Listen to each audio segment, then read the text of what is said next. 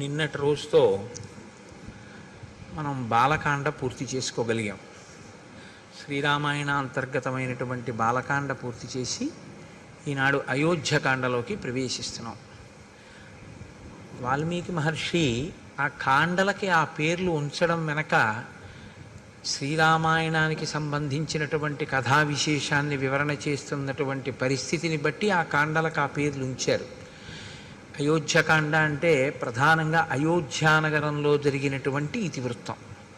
అదేమిటి? శ్రీరామాయణం రామచంద్ర ప్రభు అయోధ్యలోనేగా ఉండాలి. మిథిలా నగరంలో సీతారాములకి వివాహం అయితే వాళ్ళ తర్వాత ఎక్కడ ఉండాలని మనం కోరుకోవాలి? అయోధ్యలోనే ఉండాలి. ఆయన అయోధ్యనే పరిపాలించాలి. ఆయన అయోధ్యనే పరిపాలిస్తే ఇంకా ఆయన నరుడిగా రావడం అనవసరం. ఎందుకని అంటే ఆయన వచ్చిన అవతార ప్రయోజనాలు రెండు: ఒకటి రావణ వధ, రెండు మనుష్యుని యొక్క గొప్పతనాన్ని నిరూపించడం. ఇందులో మనుష్యుని యొక్క గొప్పతనాన్ని నిరూపించడంలో కొంత భాగం జరిగింది ఇప్పటికీ. మిగిలినటువంటిది రావణ సంహారం తర్వాత మళ్ళీ జరగాలి. ఎందుకంటే ఆయన మళ్ళీ రాజారాముడు కావాలి. కాబట్టి అయోధ్యలోనే ఆయన ఉండడు అన్నది సుస్పష్టం. అయోధ్యని విడిచిపెట్టవలసి ఉంటుంది కొంతకాలం. కాబట్టి ఇప్పుడు అయోధ్యని విడిచిపెట్టవలసి ఉంటుంది. కాబట్టి అయోధ్యని విడిచిపెట్టడానికి కావలసిన కారణం ఒకటి అయోధ్యకాండలోనే పుడుతుంది. కాబట్టి ఇప్పుడు అయోధ్యకాండ అని ఆయన పేరు పెట్టడంలో ఉన్నటువంటి రహస్యం అది. కేవలం అయోధ్యలో జరిగిన వృత్తాంతముతో ఉన్నది అయితే రామచంద్రమూర్తి రావణవధానంతరం తిరిగి వచ్చిన తర్వాత కూడా అయోధ్యకాండే అనాలి. కానీ అలా అనలేదు. రామాయణంలో బాలకాండ తర్వాత అయోధ్యకాండ అనడం వెనక ఉన్న రహస్యం ఏమిటంటే సీతారాముల వివాహం అవడం అనేటటువంటిది శ్రీరాముడిగా రామచంద్రమూర్తిని లోకానికి పనికొచ్చేటటువంటి వ్యక్తిగా విశ్వామిత్రుడు అందించి తాను ఉత్తర దిక్కుకు వెళ్ళిపోయాడు. బాలకాండ అన్న పేరంటారా? బాలకాండ అనడానికి కారణం రాముని బాల్యాన్ని వర్ణించింది అని కాదు. ప్రధానంగా బాలుడు అంటే అందుకే గణపతిని ఎప్పుడూ కూడా బాలుడిగా చెప్తారు తప్ప గణపతికి, సుబ్రహ్మణ్యుడికి, వీళ్ళకి యవ్వనంలో ఉన్నవాళ్ళు, వృద్ధాప్యంలో ఉన్న వాళ్ళ కింద చెప్పరు. అసలు ఎప్పుడు బాలుడి కిందే చెప్తారు. బాలుడి కింద ఎందుకు చెప్తారో తెలుసా అండి? బాలుడి కింద చెప్పడానికి ఒక లక్షణం చెప్తారు పెద్దలు. ఇప్పుడు కోపం వస్తుంది పిల్లాడికి, ఏదో నాన్నగారు కాజా ఇవ్వలేదు, కోపం వస్తుంది. ఆ కోపం ఎంతసేపు ఉంటుంది అంటే మనం చెప్పలేము. 2 నిమిషాలు 3 నిమిషాలు ఉంటుంది, పోతుంది. పోయి మళ్ళీ నాన్నగారండి నాన్నగారండి అని వాడే వచ్చేస్తాడు. ఇందాక కోపపడ్డావు కదరా అంటే అసలు ఆ కోపపు ఛాయి కూడా వాడి మనసులో ఉండదు. వాడు నవ్వుతాడు అంతే. వాడికి ఏం జ్ఞాపకం కూడా ఉండదు. నిన్న నాన్నగారు కాజా తేలేదు, నేను నాన్నగారి మీద కోపం పెట్టుకున్నానన్న విషయం కూడా వాడి స్మృతిలో ఉండదు. అంతగా బాలురు ఎలా ప్రవర్తిస్తారో అలా మనం చేసేటటువంటి తప్పిదములను మన్నించి మన కార్యములకు విఘ్నములను తీసేస్తారు. కాబట్టి విఘ్నేశ్వరుడు బాలుడు, విశ్వామిత్రుడు బాలుడు. విశ్వామిత్రుడు బాలుడు అంటే అంత స్వచ్ఛమైనటువంటి హృదయము కలిగినటువంటి వాడు, బ్రహ్మర్షిత్వమును పొందినవాడు. బ్రహ్మర్షిత్వమును పొందినటువంటి విశ్వామిత్రుడు రామచంద్రమూర్తిని బాలకాండలో ఉత్తరోత్తరాలోకానికి పనికొచ్చేటటువంటి లోకాభిరాముడుగా ఎలా తయారు చేశాడో చెప్పిన కాండ విశ్వామిత్రుడి యొక్క జీవితాన్ని వర్ణన చేసిన కాండ. కాబట్టి దానికి బాలకాండ అని పేరు. ఇప్పుడు మనం అయోధ్యకాండలోకి ప్రవేశిస్తున్నాం. అయోధ్యకాండ తిక్కన గారి మాటల్లో చెప్పాలంటే ఊర్జిత కథోపేతంబు అంటారు. తిక్కన గారు మహాభారతంలో విరాట పర్వాన్ని ఆంధ్రీకరిస్తూ దాన్ని ఊర్జిత కథోపేతంబు అన్నారు. ఊర్జిత కథోపేతము అంటే ఏమిటో తెలుసా అండి? మంచి బిగితో కూడి ఉంటుందన్నమాట. అంటే నేను తేలిగ్గా మీకు అర్థమయ్యేటో మాట అనాలంటే సస్పెన్స్ అంటే బాగా తెలిసిపోతుంది. ఊర్జితము అంటే ఏం జరుగుతుంది ఏం జరుగుతుంది అని ఉత్కంఠ. అన్నీ బాగున్నట్టుంటాయి కానీ ఎక్కడో ఏదో జరిగిపోతోందని అనుమానం. ఇది ఎటువైపు నుంచి వస్తుంది అన్నది తెలియదు. సాఫీగా నడిచిపోతున్నటువంటి కథ ముడిపడడం మొదలవుతుంది. ముడిపడి ఇది ఎలా ఎక్కడ తేలుతుంది ఎలా తేలుతుంది అని శ్రోతయందు ఒక ఉత్కంఠని సృష్టిస్తుంది. అలా సృష్టించడం ఎక్కడ మొదలైందో దాన్ని ఊర్జిత కథ అని పిలుస్తారు. బాలకాండ ఊర్జిత కథ కాదు యథార్థానికి. ఎందుకంటే అసలు కొడుకులు లేరు, అశ్వమేధం చేస్తానంటే కొడుకు ఉడతాడా పుట్టడా అని మీకు అనుమానం ఏం లేదు. ఎందుకు లేదంటే వెంటనే సుమంత్రుడు చెప్పేశాడు, నేను విన్నానయ్యా ఇంతకుముందే బ్రహ్మమానసపుత్రుడు సనత్కుమారుడి దగ్గర నీకు కొడుకు ఉడతాడని చెప్పేశాడు. ఋష్యశృంగుడు ఆశీర్వచనం చేసేశాడు, వశిష్ఠుడు ఆశీర్వచనం చేసేశాడు. కాబట్టి కొడుకులు పుట్టేస్తారు. కాబట్టి అందులో ఊర్జిత కథ అనడానికి ఏముంటుంది? బాలకాండలో ఏం ఉండదు. అయోధ్యకాండ దగ్గరికి వచ్చేటప్పటికి ఊర్జిత కథ. అయోధ్యకాండ ఊర్జిత కథగా మనకి ప్రయోజనం ఏమిటో తెలుసా అండి? మనం గృహస్థాశ్రమంలో ఉన్నటువంటి వాళ్ళం. గృహస్థాశ్రమం అనేటటువంటిది బ్రహ్మచర్యము తర్వాత స్వీకరింపబడేటటువంటి ఆశ్రమం. ఈ గృహస్థాశ్రమంలో ప్రధానంగా పురుషుడు లేదా యజమాని లేదా జీవుడు ఏం చేయాలంటే అర్ధకామములను ధర్మబద్ధం చేసుకుని వైరాగ్యాన్ని సంతరించుకునే ప్రయత్నం చెయ్యాలి. కాబట్టి ధర్మం అంతా గృహస్థాశ్రమంలోనే ఉంటుంది. పట్టుకోవలసింది, అనుష్ఠించవలసింది అంతా ఇక్కడే. బ్రహ్మచారిగా ఉన్నప్పుడు ఏమిటంటే గురువుగారి దగ్గర నేర్చుకోవడం ఒక్కటే ధర్మం, అంతే. అంతకు మించి ఇంకా బ్రహ్మచారికి ఏముంటుంది? ఇంకేం ఉండదు ఆయనకి. కానీ గృహస్థాశ్రమంలోకి వచ్చేటప్పటికి చాలా జటిలంగా ఉంటుంది ఆ స్థితి. చాలా జాగ్రత్తగా ఉండవలసి ఉంటుంది గృహస్థాశ్రమంలో. కాబట్టి ఇప్పుడు రాముడు గృహస్థాశ్రమ ప్రవేశం చేశాడు, సీతాదేవిని చేపట్టాడు. కాబట్టి ఇప్పుడు రాముడు ఒక గృహస్థుగా ఎలా ప్రవర్తించి చూపిస్తాడు. ఇప్పటి వరకు ఒక బ్రహ్మచారిగా ఆయన తల్లితో తండ్రితో గురువుతో, తల్లితో తండ్రితో ఆయన ఎంతవరకు సమన్వయం చెందాడు, ఏం మాట్లాడాడు అన్నది పెద్ద అవకాశం మనకి లేదు తెలుసుకోవడానికి. అంతఃపురంలో ఏదో పిల్లలతో మాట్లాడతారు, అది పెద్ద విశేషం ఏం కాదు. కానీ గురువు గారి దగ్గర ఉండి నేర్చుకున్నది ఏదుందో అది ప్రధానం. అది ఒక్కటే ఉంటుంది బ్రహ్మచర్యంలో. గురువుగారు చెప్పింది వింటూ ఉండడం, గురువుగారి దగ్గర నేర్చుకుంటూ ఉండడం. అది జరిగిందా లేదా? జరిగింది బ్రహ్మచారిగా రామచంద్రమూర్తికి. గృహస్థాశ్రమంలోకి వచ్చేటప్పటికీ అనేక విధములైనటువంటి సమస్యలు తలెత్తుతాయి. పాత్ర మారిపోతుంది. ధర్మం భార్య దగ్గరికి వెడితే భర్తృధర్మం, తమ్ముడి దగ్గర నిలబడితే అన్నధర్మం, గురువు దగ్గరికి వెడితే శిష్యధర్మం, తండ్రి దగ్గరికి వెడితే కొడుకు ధర్మం. ఏ ధర్మానికి ఆ ధర్మాన్ని నిలబెట్టుకుంటూ అన్నిటికన్నా సమున్నతమైనటువంటి ధర్మం ఏదుందో, అంటే వేద ప్రోక్తమైనటువంటి ధర్మం ఏదుందో ఆ ధర్మంతో మిగిలినటువంటివి సమన్వయం చేసుకుంటూ వెడుతూ ఉండాలి. ఇది చాలా సంక్లిష్టమైనటువంటి వ్యవస్థ.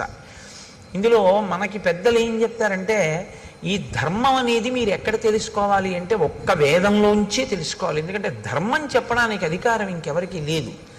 నేను ధర్మం చెప్తానండి అంటే నాకేం అధికారం లేదు ధర్మం చెప్పడానికి. నీ చెప్పింది ధర్మం అవదు, వేదం చెప్పింది ధర్మం అవుతుంది.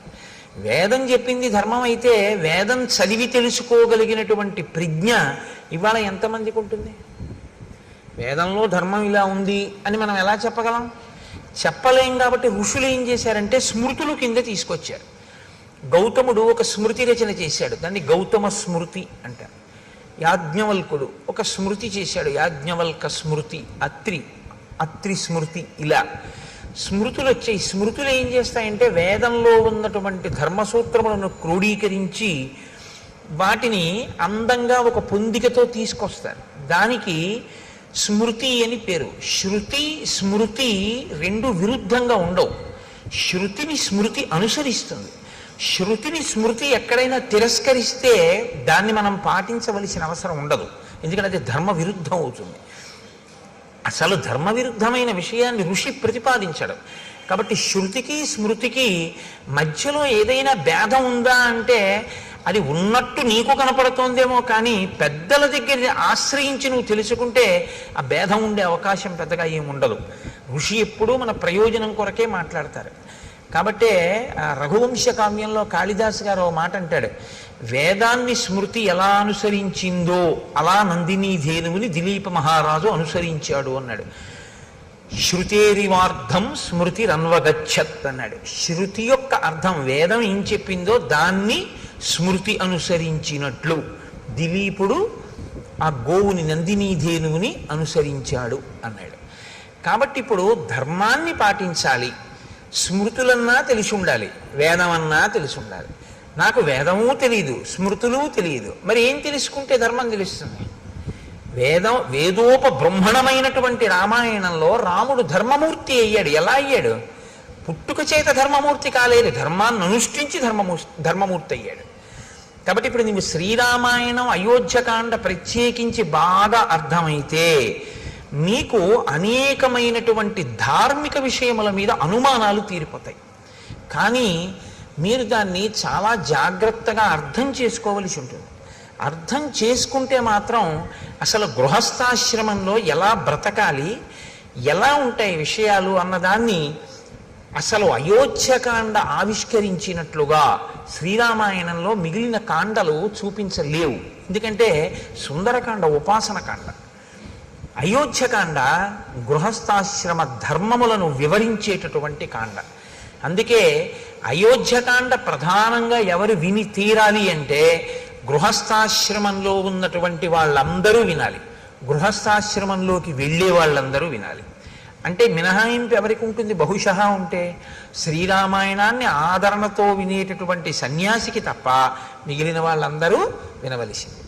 అంత గొప్ప కాండ అయోధ్యకాండ. కాబట్టి ఊర్జిత కథోపేతంబు ఇక్కడే రసకందాయంగా ఉంటుంది. అంటే కథ ఒక కొత్త పుంత తొక్కి అవతార ప్రయోజనం వైపుకి నడుస్తుంది. అది ఎలా నడుస్తుందో, ఎంత గమ్మత్తుగా నడుస్తుందో మీరు ఇప్పుడు అవధరించేటటువంటి ప్రయత్నం చేద్దురు. కానీ నిన్నటి రోజున మీతో నేను ఒక మాట అని పూర్తి చేశాను. అన్ని ఋతువుల యందు సుఖములను అనుభవించారు సీతారాములు అంటూ నేను బాలకాండని పూర్తి చేశాను. అన్ని ఋతువుల యందు సుఖమును అనుభవించుట, ఈ మాట కొంచెం జాగ్రత్తగా మీరు పట్టుకోవాలి. మీకు సుఖంగా ఉందా అండి అంటుంటాడు. ఈ ఫ్యాన్ పెట్టి మీకు సుఖంగా ఉందా అండి అంటారు. అంటే మీరు బాగా గుర్తుపెట్టుకోండి, అది ద్వంద్వము అని గుర్తు. ఖ అంటే ఆకాశం, సంస్కృతంలో ఖ అంటే ఆకాశం. ఆకాశానికి మార్పు ఏమి ఉండదు అసలు, అది ఎప్పుడు అలాగే ఉండదు. దానిలో మబ్బులు వచ్చాయనుకోండి, మీకు ఇప్పుడు ఆకాశము మేఘావృతమైంది, ఆకాశంలో మబ్బులు తొలగిపోయాయి అనుకోండి, ఆకాశము నిర్మలంగా ఉంది. ఆకాశం ఏమైనా మారిందా? ఆకాశం ఏం మారలేదు. మబ్బులు కమ్మాయి, మబ్బులు పోయాయి. ఖ అంటే ఆకాశం, సు ఖ అంటే మనస్సు, ఖ అంటే ఆకాశం, సు ఖ అంటే బాగున్నట్టు నీకుంటే సుఖ.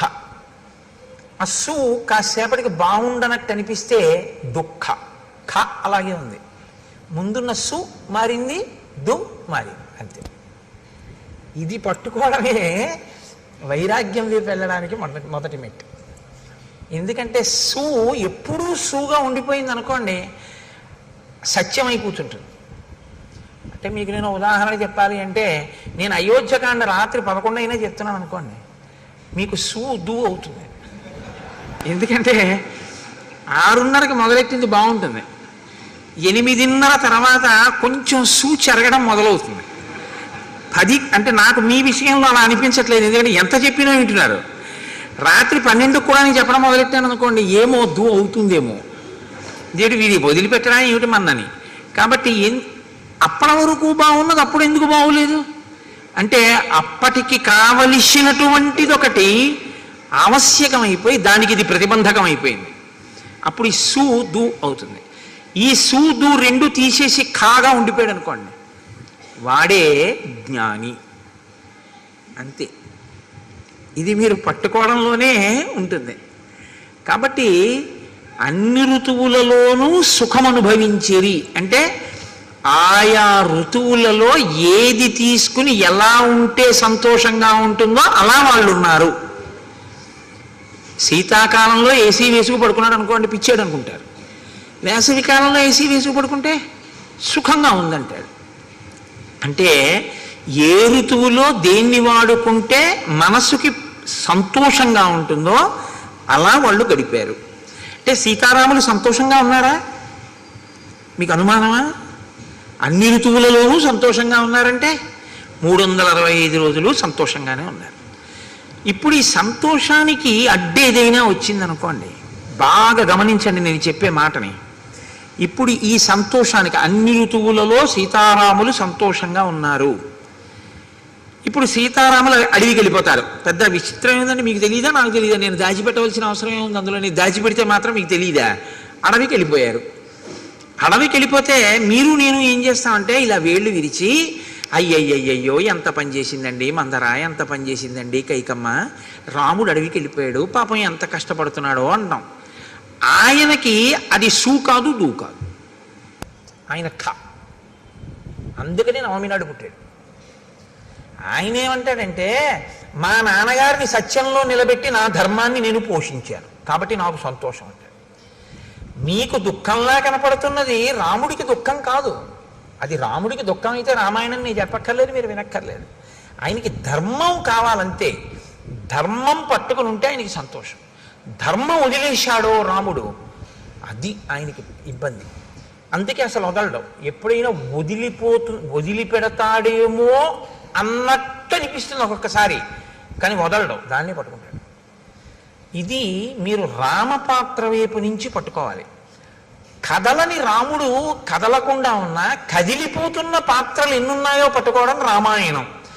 కదలని రాముడు కదలకుండా ఉన్నాడు, కదులుతున్నవన్నీ కదలని దాన్ని ఆశ్రయించి కదులుతున్నాయి. మీరు గమనించండి, బండి కదులుతుంది. బండి కదలాలంటే దేన్ని ఆధారం చేసుకుని కదులుతుంది? చక్రాలను ఆధారం చేసుకుని కదులుతున్నాయి. చక్రాలు దేనికి బిగింపబడి ఉంటాయి? ఒక ఇరుసుకుంటాయి. ఇరుసలా ఉండి చక్రాలు తిరుగుతూ ఉంటాయి. ఒక తిరగనిది తిరుగుతున్న దాని మీద ఉంటుంది. కదలని బండి కదులుతున్న చక్రాల మీద ఉంటుంది. కదులుతున్న చక్రాల వల్ల బండి కదులుతూ ఉంటుంది తప్ప అసలు అది కదలదు. లేదా కదలని దాన్ని ఆధారం చేసుకుని కదులుతూ ఉంటాయి చక్రాలు. అప్పుడు మీరు ఇరుసు కదలటం లేదు, చక్రాలు బిగింపబడి ఉన్నాయనుకుంటే. అలా లోపల కదలని రాముణ్ణి ఆధారం చేసుకుని కదిలిపోతున్న పాత్రలు కదిలిపోవడం మొదలవుతాయి అయోధ్యకాండ నుంచి. ఇంకా ఇది అయోధ్యకాండ నుంచి మీరు ఆ కోణంలో చూడవలసినటువంటి ఒక దృక్కోణం రామాయణాన్ని. అందుకని ఈ కదలికని చూపించడం గచ్చత, కదులుతున్నాయి. ఇక నుంచి నువ్వు జాగ్రత్తగా కదులుతున్నాయంటే కదలనిదేది, కదులుతున్నదేవి, ఇది చూడటం నేర్చుకో. ఇది వాల్మీకి హృదయం. గచ్చత అని మొదలెట్టారు ఆయన. గచ్చత అంటే వెళ్ళిపోయెను, వెడలిపోయెను అన్న మాటతో మొదలు పెట్టారంటే ఇది కదలిక. వెళ్ళడం అంటే కదలిక కదండి. ఈ కదలిక ఏ కదలని దాన్ని ఆధారం చేసుకుని కదలడం మొదలు పెట్టాయన్నీ. ఇది నువ్వు పట్టుకోగలిగితే కదలని వాడెవడో, దేని వలన కదలడో నువ్వు పట్టుకోగలవు. ఇది అయోధ్యకాండలో మీరు చాలా జాగ్రత్తగా పరిశీలించాలి. అలా కదలకపోవడానికి కారణం ఏమిటంటే ఆయన పట్టుకున్న ధర్మం రాముడిది. ఇప్పుడు గచ్చతామాతులకులం భరతేన తదానఘ శత్రుఘ్నో నిత్యశత్రుఘ్నో నీత ప్రీతి పురస్కృత. గచ్చతా మాతుల కులం. మాతుల కులం అంటే మేనమామ గారి ఇల్లు. భరతుని యొక్క మేనమామ యుధాజిత్, కేకయరాజు యొక్క కుమారుడు. యుధాజిత్ పెళ్లికే వచ్చాడు. జనక మహారాజు గారి యొక్క నగరానికి, మిథిలా నగరానికి వచ్చాడు. వచ్చి పెళ్ళి అయిపోగానే భరతుణ్ణి శత్రుఘ్నుణ్ణి నేను తీసుకెళ్తానని అడిగాడు. లేదా భరతుడు భరతుణ్ణి అడుగుతాడు కదండి, శత్రుఘ్నుణ్ణి అడగాడు. ఎందుకంటే భరతుడు కదా మేనల్లుడు. కాబట్టి భరతుణ్ణి అడుగుతాడు, ఒరే నిన్ను తీసుకెళ్దామని వచ్చాను రా, నీ పెళ్ళి అన్నారు అక్కడికి వచ్చాను, పెళ్ళి అయిపోయింది కదా, ఏదో నిన్ను తీసుకెళ్ళి సరదాగా నీతో గడపాలనుంది నాకు కొన్నాళ్ళు, అందుకు వచ్చాను, కాబట్టి నిన్ను తీసుకెళ్దాం అనుకుంటున్నాను అంటే భరతుడు తప్పకుండా వస్తాను మామయ్య అంటే కదా దశరథుడిని అడగడం వెళ్తానని. మీరు బాగా ఆలోచించండి. ముందు అసలు భరతుడు ఒప్పుకుంటే కదండి దశరథ మహారాజు గారిని అడగడం. దశరథ మహారాజు గారు భరతుడిని పిలిచి నువ్వు మీ మేనమామ ఇంటికి వెళ్ళిపో అని అనరు. ఎందుకనరు? ఒక్కటే కారణం, కొత్తగా పెళ్ళయింది. తన భార్యతో కలిసి వచ్చాడు అయోధ్యకి, మాండవితోటి. శత్రుఘ్నుడు శృతకీర్తితో వచ్చాడు. పిలిచి ఒరే మీ ఇద్దరు మేనమామ ఇంటికి వెళ్ళండి రా అని ఎందుకంటాడు ఆయన మధ్యలో? అనడు. కాబట్టి ఇప్పుడు యుధాజిత్తు భరతుడిని అడిగాడు, భరతుడు దశరథుడిని అడిగాడు, దశరథుడు వెళ్ళన్నాడు. ఇది ఊర్జిత కథోపేతంబు. అలా అంటాడా ఏ తండ్రి అయినా? ఇప్పుడేమిట్రా మేనమామ ఇంటికి, మొన్ననే కదా పెళ్ళయింది, కొత్తగా నలుగురు వచ్చారు, కోడళ్ళు, ఏదో సంతోషంగా ఉన్నాం కదా, ఇప్పుడు నువ్వు వెళ్ళిపోతానంటే ఏమిటి?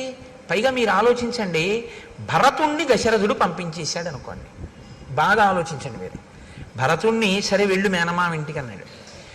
రాముడు సీతమ్మతో, లక్ష్మణుడు సుమిత్రతో, శత్రుఘ్నుడు శృతకీర్తితో అక్కడే ఉంటారు. కొడుకు కోడలు కూడా లేకుండా ఉండిపోయింది ఎవరై ఉంటారు? కైకమ్మ అయి ఉంటుంది. కైకమ్మ అంటే దశరథ మహారాజు గారికి మహా ఇష్టం, ముగ్గురు భార్యల్లో ప్రియపత్ని ఆయనకి. ఇప్పుడు ప్రియపత్ని దగ్గరికి ఆయన రోజు రాత్రి అక్కడికే వెడతాడు, పెద్ద భార్య దగ్గరికి కూడా వెళ్ళాడు. కౌసల్య చెప్పింది ఆ మాట.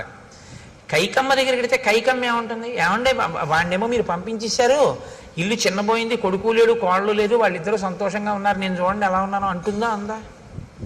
కాబట్టి కైకమ్మను అడగకుండా సరే నువ్వు వెళ్ళిపో అంటాడా? అన్నాడు. భరతుడు ఏం చేశాడు? సరే మామయ్య నీతో వచ్చేస్తానని తను వెళ్ళిపోయాడు. వెళ్ళిపోతూ ఏం చేశాడు?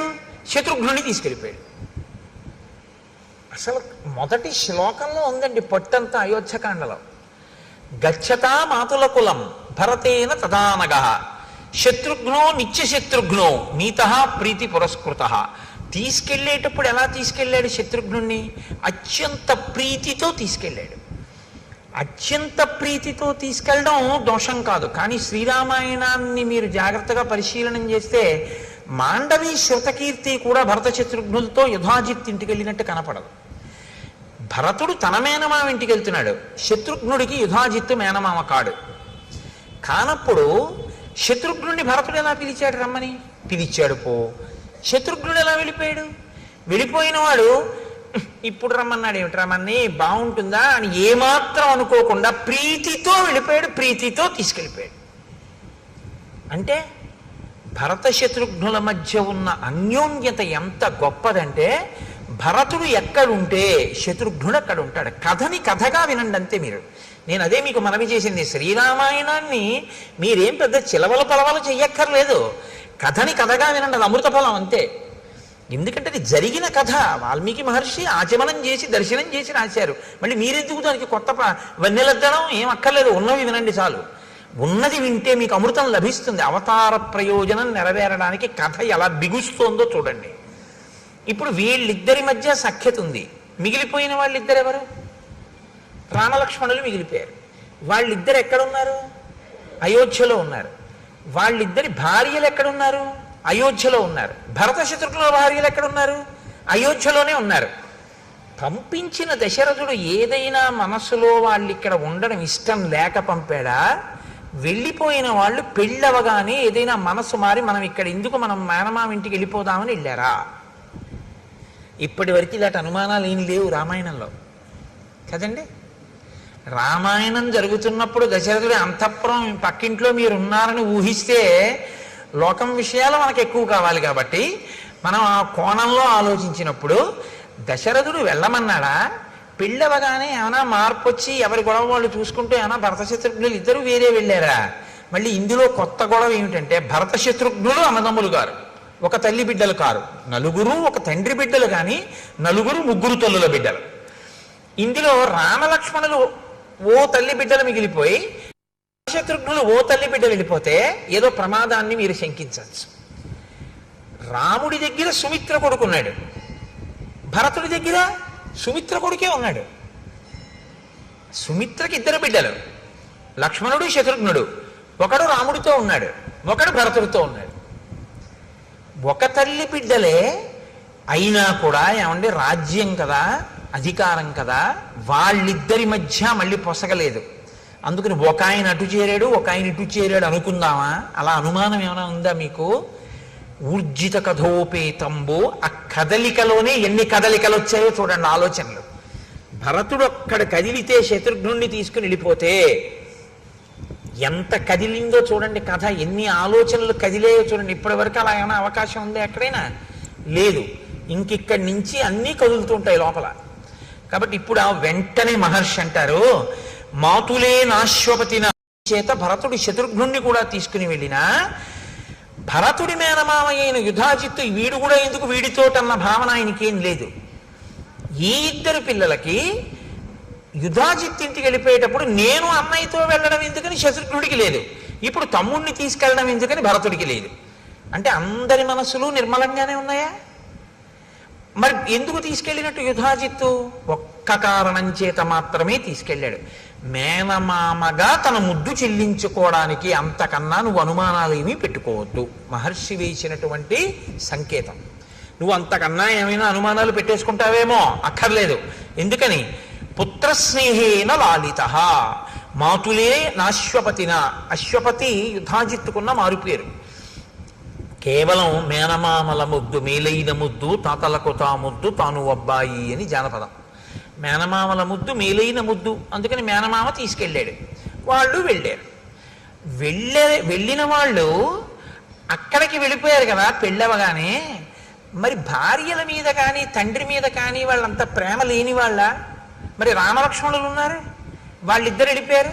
తల్లిదండ్రుల మీద ఏమండి మీరు ఏమైనా చెప్పండి కానీ రామలక్ష్మణులకి ప్రీతి ఎక్కువ, అందుకే వాళ్ళు పాపం ఎప్పుడు విడిచిపెట్టి వెళ్ళలేదు. వాళ్ళిద్దరూ మాత్రం చూడండి తగుదనమ్మా అని మేనమామ గారు ఇంటికి వెళ్ళిపోయారని మీరు అంటారేమో. వెంటనే మహర్షి అంటారు, సర్వ ఏవతు తస్యేష్ఠాః చత్వారః పురుషర్షభాః స్వశరీరాబ్దినిర్వృత్తాః చత్వార ఇవ బాహవః. దశరథ మహారాజు గారికి రామ లక్ష్మణ భరత శత్రుఘ్నులు నలుగురి యందు ఉన్నటువంటి ప్రీతి ఎటువంటిదంటే, తన శరీరములోనే ఉన్నటువంటి ఉత్పన్నమైన 4 బాహువుల యందు తనకి ఎలా సమానమైన ప్రేమ ఉంటుందో దశరథుడికి కూడా అలాగే నలుగురు కొడుకుల మీద సమానమైనటువంటి ప్రేమ ఉన్నది. అంతే తప్ప భరత శత్రుఘ్నుల మీద తక్కువ ప్రేమ, రామలక్ష్మణుల మీద తక్కువ ప్రేమ అలా ఏం ఆయనకి లేదు. ఆయన మేనమామ పిలిచాడు, పంపించాడు. రామలక్ష్మణులు ఉన్నారు. శత్రుఘ్నుడు ఎప్పుడు భరతుడిని విడిచిపెట్టి ఉండడు, వెళ్ళిపోయాడు. లక్ష్మణుడు రాముడిని విడిచిపెట్టి ఉండడు, రాముడితో పాటు అంతఃపురంలో ఉండిపోయాడు. అంతవరకే. కాబట్టి భ్రాతరం స్మరతాం వీరో వృద్ధం దశరథం నృపం. వెళ్ళిన భరత శత్రుఘ్నులు ఎప్పుడూ దశరథ మహారాజు గారిని తలుచుకుంటూ ఉంటారు. ఎందుకు తలుచుకుంటూ ఉంటారు అంటే, నాన్నగారు పెద్దవారు అయిపోయారు, అది కారణం. వృద్ధం, అరే నాన్నగారు పెద్దవారు అయిపోయారే, మనం మామయ్య ఇంటికి వచ్చాం, సంతోషంగా గడుపుతున్నాం. కానీ పెద్ద ఆయన పాపం నాన్నగారి దగ్గర మనం ఉంటే నాన్నగారు సంతోషించి ఉండేవారు, నాన్నగారికి మనం శుశ్రూష చేసి ఉండేవాళ్ళం, ఇక్కడికి వచ్చాం, పెద్దవారు నాన్నగారు ఎలా ఉన్నారో అని వాళ్ళు నాన్నగారిని తలుచుకుంటూ ఉంటారు తప్ప వాళ్ళకి ఇంకా ఏ విధమైనటువంటి అన్యమైన ఆలోచన వాళ్ళకి లేదు. దశరథుడికి ఉన్నట్టు కనపడదు, యుధాజిత్తుకి లేదు, రామలక్ష్మణులకి లేదు, కానీ కదిలారు. కదలిక మాత్రం సంభవించింది. తేషామపి మహాతేజ రామో రతికర పితు స్వయం భూరివ భూతానాం బభూవ గుణవత్తరః. ఈ అంతఃపురంలో రామలక్ష్మణులు ఉన్నప్పుడు దశరథ మహారాజు గారు పరిపూర్ణమైనటువంటి తృప్తినే పొందుతున్నాడు. ఎందుకు పొందుతున్నాడు అంటే, నలుగురు కొడుకులైనా అందులో పెద్దవాడైనటువంటి రామచంద్రమూర్తి యొక్క గుణముల శోభ అటువంటిది. మహాతేజ, గొప్ప తేజోవంతుడు. రామో రతికర పితు, తండ్రికి సర్వకాలముల యందు తృప్తిని కలిగించేటటువంటి మనస్తత్వం ఉన్నవాడు. స్వయంభూరివ భూతానాం బభూవ గుణవత్తరః. ఆయన పరాక్రమశాలి, పైగా అందరి చేత కూడా అన్ని భూతములకు కూడా ప్రీతిపాత్రుడు. అటువంటి రాముడు అంతఃపురంలో ఉన్నాడు. సహి రూపోపపన్నశ్చ వీర్యవాననసూయకః భూమా వనుపమ సూనుః గుణైర్దశరథోపమః. ఆయన గొప్ప రూపవంతుడు రామచంద్రమూర్తి, వీర్యవంతుడు అన్న మాటని మీరు కొంచెం జాగ్రత్తగా అర్థం చేసుకోవాల్సి ఉంటుంది.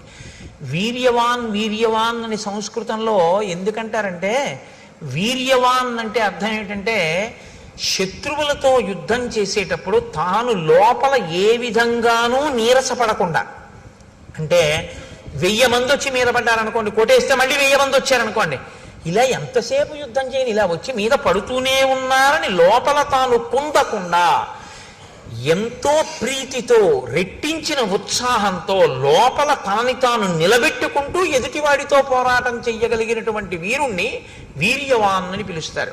కాబట్టి అటువంటి వీర్యవంతుడైన, అనసూయకః, ఇతరుల మీద అసూయతో ఉండేటటువంటి లక్షణం ఉన్నటువంటి వాడు కాడు.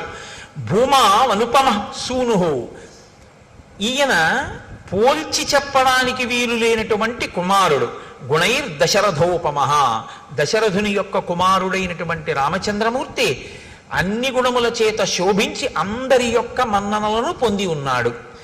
అంటే ఇప్పుడు మీరు ఒక విషయాన్ని గుర్తుపెట్టుకోవాలంటే, రాముడు పుట్టినప్పుడు ఇవన్నీ చెప్పారు కదా, ఇప్పుడు ఎందుకు చెప్తున్నారు ఇప్పుడు మళ్ళీ అయోధ్యకాండలో? ఇది మహర్షి ఊరకనే చెప్తున్న మాటలు కావు. ఇప్పుడు రాముడు పెద్దవాడయ్యాడు, ఇప్పుడు రాముడు యవ్వనంలో ఉన్నాడు, ఇప్పుడు రాముడు గృహస్థాశ్రమంలో ఉన్నాడు, ఇప్పుడు రాముడు భార్యాయుతుడై ఉన్నాడు, ఇప్పుడు రాముడు పెద్దవాడయ్యాడు. పెద్దవాడైనటువంటి రాముడు తన గుణముల చేత ప్రజలతోటి ఏమనిపించుకుంటున్నాడు? పెద్దవాడైన రాముడు గురువుల యొక్క హృదయంలో ఎలా ఉన్నాడు? పెద్దవాడైన రాముడు బ్రాహ్మణుల యొక్క హృదయంలో ఎలా ఉన్నాడు?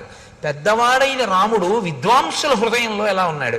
పెద్దవాడైన రాముడు ఏమీ తెలియనటువంటి ఆడవాళ్ళ యొక్క మనసులలో ఎలా ఉన్నాడు? ఆడవాళ్ళ మనసులలో అన్న మాట నేను ప్రత్యేకంగా ఎందుకంటున్నానంటే, వాళ్ళు కేవలం ఇంటికి పరిమితమై కేవలం భర్తని అనుగమించేటటువంటి పాతివృత్యము కలిగినటువంటి స్త్రీలు కాబట్టి అసలు పరపురుషుడి గురించి ఆలోచనే ఉండదు. అటువంటి వాళ్ళు తన భర్త తన బిడ్డల గురించి మాత్రమే ఆలోచించే లక్షణం ఉండేటంతగా శుద్ధమైన మనస్సుతో ఉండేటటువంటి తరుణ వయస్సులో ఉన్న స్త్రీలు, అంటే యవ్వనంలో ఉన్నవారు వృద్ధులైన వారు కూడా రాముడి గురించి ఏమనుకుంటుంటారు. ఇది రాముడు యవ్వనంలోకి వచ్చే లోపల గెలుచుకున్న మనసుల యొక్క స్థితి. ఎంతమందితో ఆయన సమన్వయమయ్యాడో, ఎంతమంది మనసు చూరగొన్నాడో, ఎంతమంది మనసు చూరగొనలేకపోయాడో మీరు చూడాలి. ఎందుకంటే మీరు ఒకటి చూడండి, లోకంలో ఏ ఒక్కడు అందరి మనసు చూరగొనడం అనేటటువంటిది సంభవం అయ్యే విషయం ఎప్పుడూ కాదు, ఎప్పుడూ కాదు, రాముడికి కూడా కాదు. మీరు చాలా జాగ్రత్తగా చెప్పాలి ఆ మాట. ఎందుకో తెలుసా? మహర్షి ఈ సర్గలో ఏం చెప్తారంటే, రాముణ్ణి మెచ్చుకోని వాడు లేడు అని చెప్తారు. కొన్ని సర్గలు దాటగానే ఎవ్వరికీ కనపడనన్ని అవగుణములు మందరికి కనపడ్డాయి. అంటే ఉన్నదా లేదా ఒక్కతైనా? ఆ తర్వాత ఆయన వల్ల భయపడవలసిన స్థితిగా కైకమ్మకి కనపడింది. ఒకరిద్దరయ్యారా లేదా? కాబట్టి మీ ప్రయత్నంతో మీరు గెలుచుకోవడం సాధ్యం కాదు. మీ మంచితనాన్ని అర్థం చేసుకోగలిగిన స్థితి కూడా లోకానికి ఉండాలి. అప్పుడు మీరు అందరితో మంచివారు అనిపించుకుంటారు. కానీ నేను ఏ తప్పు చేశానని నన్ను చెడ్డవాడన్నాడండి అని మీరు బాధపడకూడదు. ఎందుకంటే అది వాళ్ళ సంస్కారం అంతే. మీరేం చేస్తారు దానికి? రాముడు అంత జాగ్రత్త తీసుకున్నాడు. ఊరుకున్నాడా రజకుడు? ఎక్కడో ఏడాది పాటు సీతమ్మ తల్లిని రావణాసురుడు కొలువుకూటంలో ఉన్నదాన్ని తీసుకొచ్చి ఏలుకున్నటువంటి వెర్రి రాముడు నేను అటువంటి వాణ్ణి కానన్నాడు. అన్నాడా లేదా? అగ్ని పరీక్ష చేస్తే మాత్రం ఊరుకున్నాడా? అనేవాడు అంటూనే ఉంటాడు. ఆ అన్నవాడు ఎన్నాళ్ళు అన్నాడని అడిగారు. పుర్రె మారిపోయిందేమో కానీ వాడికి ఆ వాచాలత్వం అలవాటు ఉండిపోయి ఆయన ద్వాపరయుగం వరకు అంటూనే ఉన్నాడు. ఆఖరికి కృష్ణుడు కనబడితే కూడా అన్నాడు. అంటే అప్పుడు పక్కనున్న బలరాముడు అన్నాడు, ఈ అలవాటు ఇవ్వాల్టిది కాదన్నాయా, నువ్వు రాముడుగా ఉన్నప్పటి నుంచి ఉందిరా తమ్ముడు, అప్పుడు ఇలాగే వాగాడు వదిన మీద.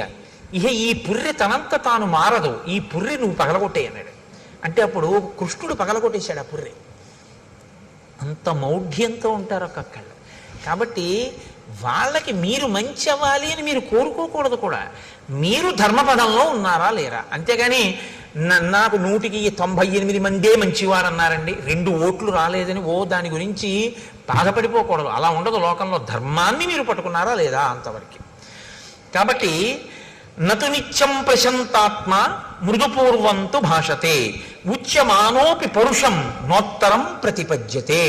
రాముడి గురించి వినడం అంటే గృహస్థాశ్రమంలో ఉన్నవాడు నేర్చుకోవలసిన విషయాన్ని మీరు పట్టుకోవలసి ఉంటుంది.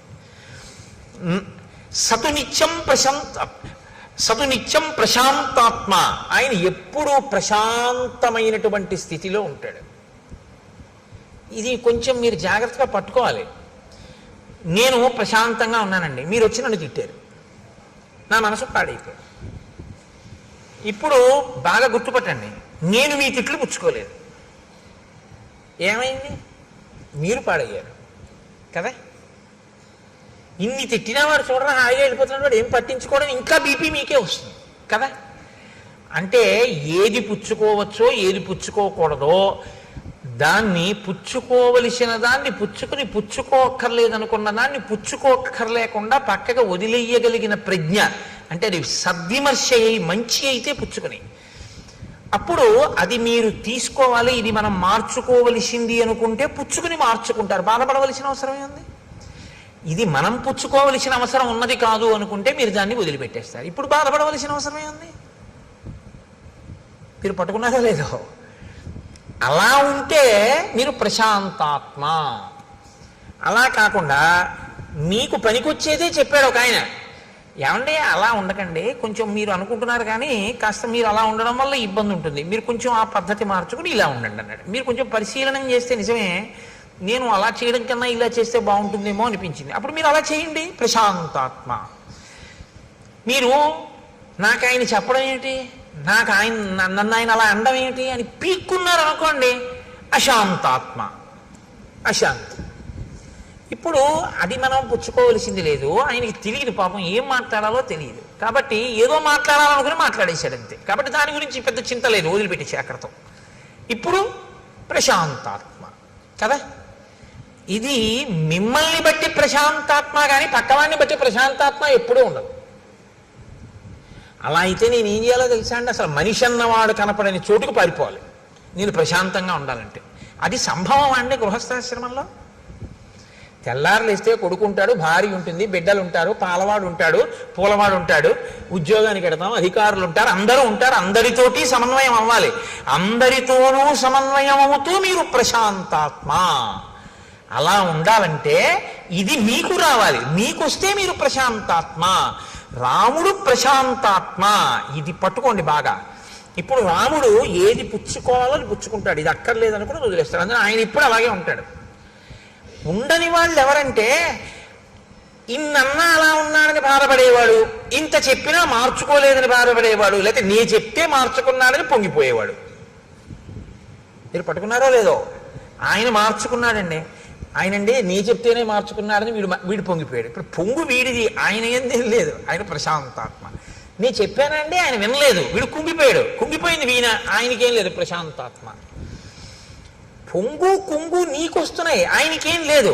రామాయణంలో కదలికలు ఇలా ఉంటాయి. కదలని వాడెవరు, ఇది ఎంత గుంభనంగా చెప్తాయో చూడండి శ్లోకాలు. ఇది రాముడికా మీకు కూడానా? మీకు కూడా. రక్తపోటు ఎందుకు వచ్చింది అంటే ఆందోళన వలన. ఆందోళన వలన ఎందుకు వచ్చింది అంటే ప్రతి చిన్న విషయానికి కదిలిపోతాడు. అలా కదిలిపోకుండా ఉండాలంటే ఏమిటి మార్గం అంటే శ్రీరామాయణం ఒక పెద్ద మనస్తత్వ శాస్త్రము. మీకు ప్రశాంతంగా జీవితం చేసుకునేటటువంటి మార్గాన్ని శ్రీరామాయణం ఉపదేశం చేస్తుంది. అలా ఉండడానికి ఏం చేస్తూ ఉంటాడండి ప్రశాంతాత్మ? మృదుపూర్వంతు భాషతే. చాలా మృదువుగా మాట్లాడతాడు. అదేమి కఠినంగా ఉండదు ఆయన మాట్లాడితే. కానీ ఏమంటే చాలా వ్యగ్రతతో లోపల కడుపులో మండిపోయి చెప్పవలసిన మాట చెప్పవలసి వస్తే ఎలా చెప్తాడు. ఏ కేకలేం వేయడైన చక్కగా చెప్తాడు. నా సంకుచిత పంథాహ ఏనవాలి హతోగత అంటాడంతే. వాలి విడిపోయిన మార్గం మూసుకుపోలేదని సుగ్రీవుడికి చెప్పు అంటే, మాట వినకపోతే వాళ్ళ అన్నయ్య ఎటు వెళ్ళాడో అటు వెళ్ళిపోతాడని చెప్పు అంటే చచ్చిపోతాడని చెప్పు. చక్కగా మాట్లాడతాడు. ఎంత అందంగా మాట్లాడతాడో. ఎవరో సరే ఎందుకులేండి, ఇప్పుడు ఏదో రామాయణం మృదువుగా మాట్లాడుతూ మృదువుగా మాట్లాడేదానికి కఠినంగా మాట్లాడే ఉదాహరణ నేను చెప్పడం ఎందుకు. కాబట్టి మృదుపూర్వంతో భాషతే, మృదువుగా మాట్లాడతాడు. కాబట్టి ఆయన లోపల కదలడు. ఒకవేళ నిష్కారణంగా ఎవడో కటువుగా మాట్లాడితే మరి అప్పుడు ఏం చేస్తాడండి? ఉచ్యమానోపి పరుషం నోత్తరం ప్రతిపద్యతే. అవతల వాడు చాలా ఉద్రేకంగా మాట్లాడుతున్నాడు, ఇప్పుడు తాను కానీ మళ్ళీ మాట్లాడితే అది ఖచ్చితంగా ఉద్రేకానికే వెడుతుంది. అప్పుడు ఆయన మాట్లాడు, ఆయన మౌనంగా ఉంటాడు. ఆయన మౌనంగా ఉండి అవతల వాడిని బాగా మాట్లాడనిస్తాడు. ఎంత ఉద్రేకపడగలడో అంత ఉద్రేకపడనిస్తాడు. ఆయన నిశ్శబ్దంగా అవేం పుచ్చుకోడు. పుచ్చుకుంటే కదండి వచ్చిన బాధ. ఇప్పుడు నన్ను తిట్టాలని మీరు అనుకున్నారనుకోండి, అనుకుని నన్ను తిట్టేశారు, కానీ నేను అప్పుడు నిద్రపోతున్నాను. ఏమైనా ప్రయోజనం ఉందా? మీరు తిట్టారని కూడా నాకు తెలియదు. లేచుండి నేను పుచ్చుకోపోయినా అంతే. మీరు 1000 రూపాయలు ఇస్తే నేను పుచ్చుకోలేదనుకోండి, నేను ఆయనకి 1000 రూపాయలు ఇచ్చానండి అని మీరు అనగలరా? నేను పుచ్చుకుంటే కదా మీరు నాకు ఇచ్చినట్టు. మీరు తిట్టారు, మీరు తిట్టానని మీరు అనుకుని ఉద్రేకపడాలంతే, రేపు పుచ్చుకుంటే కదా. ఇది రాముని యొక్క స్వభావం. ఇది యథార్థానికి ఏంటంటే రాముడు అలా ఉన్నాడంటే ప్రశాంతాత్మ, నువ్వు కూడా అలా ఉండాలని ఉందా? రాముడు ఇలా ఉన్నాడు, నువ్వు అలా ఉండు. మార్గాన్ని చెప్తున్నారు మహర్షి.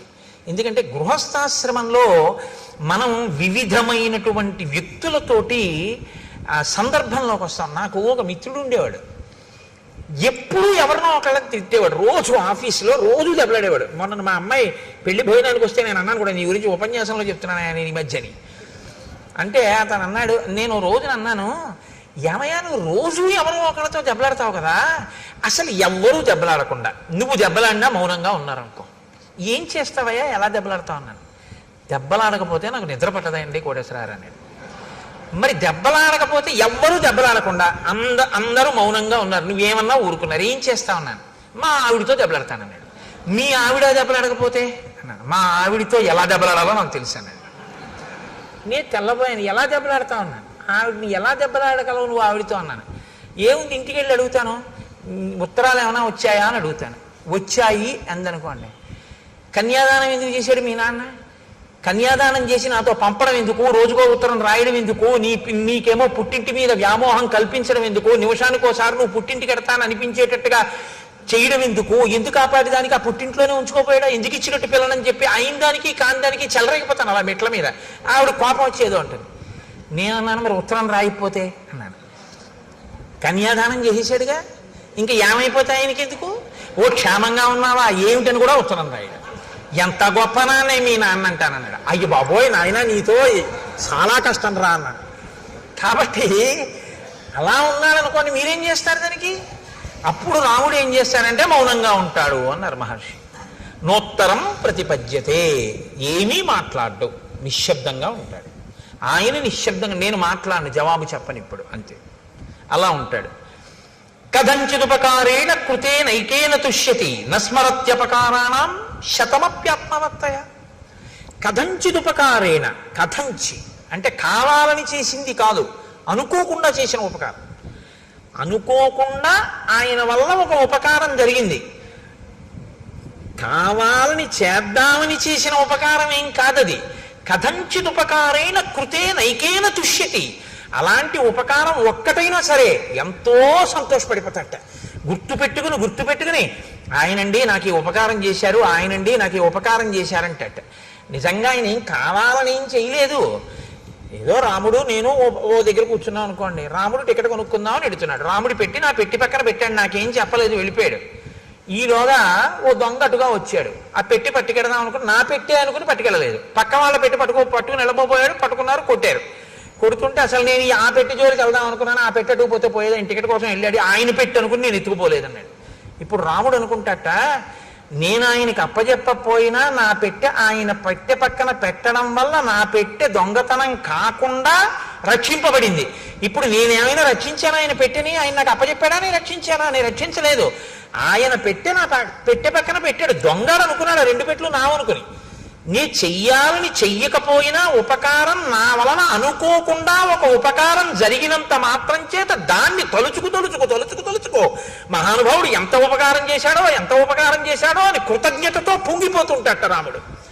కథంచిదుపకారేణ కృతేనైకేన తుష్యతి నస్మరత్యపకారాణం శతమప్యాత్మవత్తయ. కావాలని 100 అపకారాలు చేశాడు వాడు, చిరునవ్వు నవ్వుతాడు అది గుర్తొచ్చినప్పుడు. ఇచ్చివాడు పాన్లిద్దరూ తెలియనితనం, ఏం చేస్తాం అమాయకత్వం అంటే అంతే. అంతేకాని అది తలుచుకుని వ్యగ్రత పడిపోతాడు, ఎంత పని చేసేశాడని ఓ దాని మీద పీకేసుకుని ఆందోళన పడిపోతా. మీరు చూడండి, రామాయణం విన్నంత తేలిక కాదు. కొందరి ఇళ్లలో ఒకసారి దయానంద సరస్వతి మహారాజ్ దగ్గరికి ఒక ఆవిడ వెళ్ళి ఓ మాట అడిగారు, మీరు భగవద్భక్తి కలిగినటువంటి వాళ్ళ వల్ల ప్రశాంతత ఉంటుందంటారు, మా అత్తగారు ప్రతిరోజు 2 గంటలు పూజ చేస్తుంది, మిగిలిన 22 గంటలు తిరుగుతూనే ఉంటుంది, మరి 2 గంటల పూజ వల్ల ఉపయోగం ఏమిటని అడిగింది ఆవిడ. అంటే దయానంద సరస్వతి అన్నారు, ఆ పూజ వల్ల నువ్వు 2 గంటలు ప్రశాంతంగా ఉండడమే అన్నారు. కాబట్టి శతమప్యాత్మవత్తయ, 100 తప్పులైనా సరే రాముడు పట్టించుకోట, ఆత్మవత్తయ, తాను ఆ స్థితిలో ఉంటాడు కాబట్టి అవతల వాళ్ళ అమాయకత్వాన్ని క్షమించేస్తాడు. మా అబ్బాయి అండి, నేను తొడ మీద కూర్చోబెట్టుకుంటే వాడు లాగి నన్ను లెంపకాయ కొట్టాడు. చిన్న పిల్లాడు, వాడికి ఏం తెలుసు? వాడికి నాన్నగారి గడ్డం చూసాడు, దేవుడు కొత్తగా నాన్నగారి గడ్డం పెంచారనుకున్నాడు, ఆ గడ్డం పట్టుకోపోయి ఓ లెంపకాయ కొట్టాడు. చుర్రు మంది నాకు. నేను లాగి లెంపకాయ కొడతానా?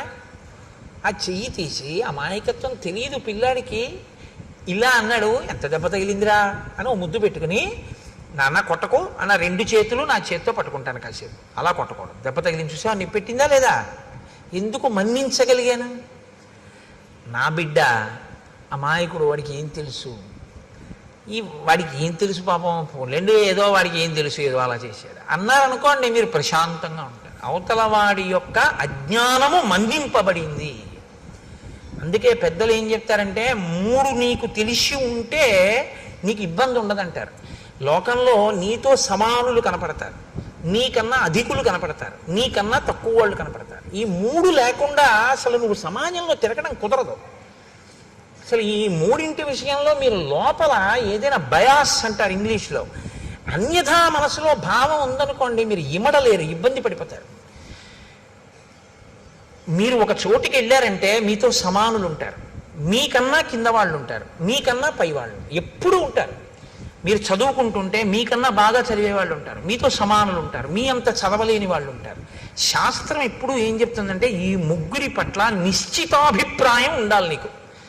నీతో సమానులు గౌరవం, నీతో సమానులైనటువంటి వారి యందు ఆదరం ఉండాలి, ప్రేమ, కలిసి తిరిగేటటువంటి సుహృత్ సంబంధం ఉండాలి.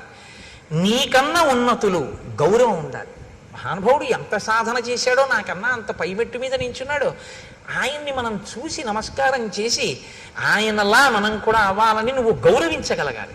నీకన్నా తక్కువ వాడు ఈశ్వరానుగ్రహంతో ఆయన వృద్ధిలోకి రావాలో కానుకున్నాడు.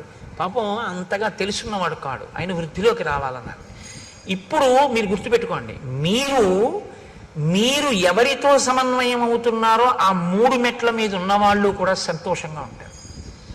మీకన్నా పైమెట్టు మీద ఉన్నవాడిని చూసి మీరు భరించలేకపోయారనుకోండి, ఎంత మంచిలోనూ అవగుణాన్ని తీస్తారు. ఇది లోకం యొక్క పోకడ అక్కడే వస్తుంది. ఆయన యందు ఉండదు, నీలో ఉంది ఆ భావన. ఆయన ఉన్నతిని నువ్వు తట్టుకోలేవు, అందుకని మాట్లాడతారు తప్పుగా. నీతో సమానుడు, ఏంటి నాకన్నా గొప్ప అంటాడు, నీకన్నా తక్కువ నైత్య భావన, వాడికి ఏం తెలుసండి అంటాడు. ఇప్పుడు వాళ్ళకేం అవ్వదు, వాళ్ళు అలాగే ఉంటారు. పాడైపోయేది ఎవరంటే నువ్వు. ఇది తెలుసుకుని ప్రవర్తించడం ఆత్మవత్తయా. ఇలా నువ్వు ఉండగలిగితే సమాజము నీ వలన ఆనందాన్ని పొందుతుంది. నువ్వు కూడా సమాజంలో ఎవరితో తిరుగుతున్నా సంతోషంగా ఉండగలుగుతావు. ఇప్పుడు మీరు చెప్పండి, రాముడు సమాజంలో ఈ 3 రకాలుగా ఉన్న వాళ్ళతోటి తిరిగాడని గుర్తు, అందరితోటి ఆయన సమన్వయం అయ్యాడు. కానీ అందరూ రాముడి పట్ల సంతోషంతో ఉన్నారు. ఎందుకని? ఇలా ఉండబట్టి. పెద్ద దోషం ఎక్కడొస్తుందంటే, ఇది నేర్చుకోవాలి. మీరు నేర్చుకోవలసిన అవసరం లేకుండా వచ్చేది ఏదంటే ఆ 3. నేను ఎప్పటికీ మర్చిపోను నా జీవితంలో ఒక సంఘటన.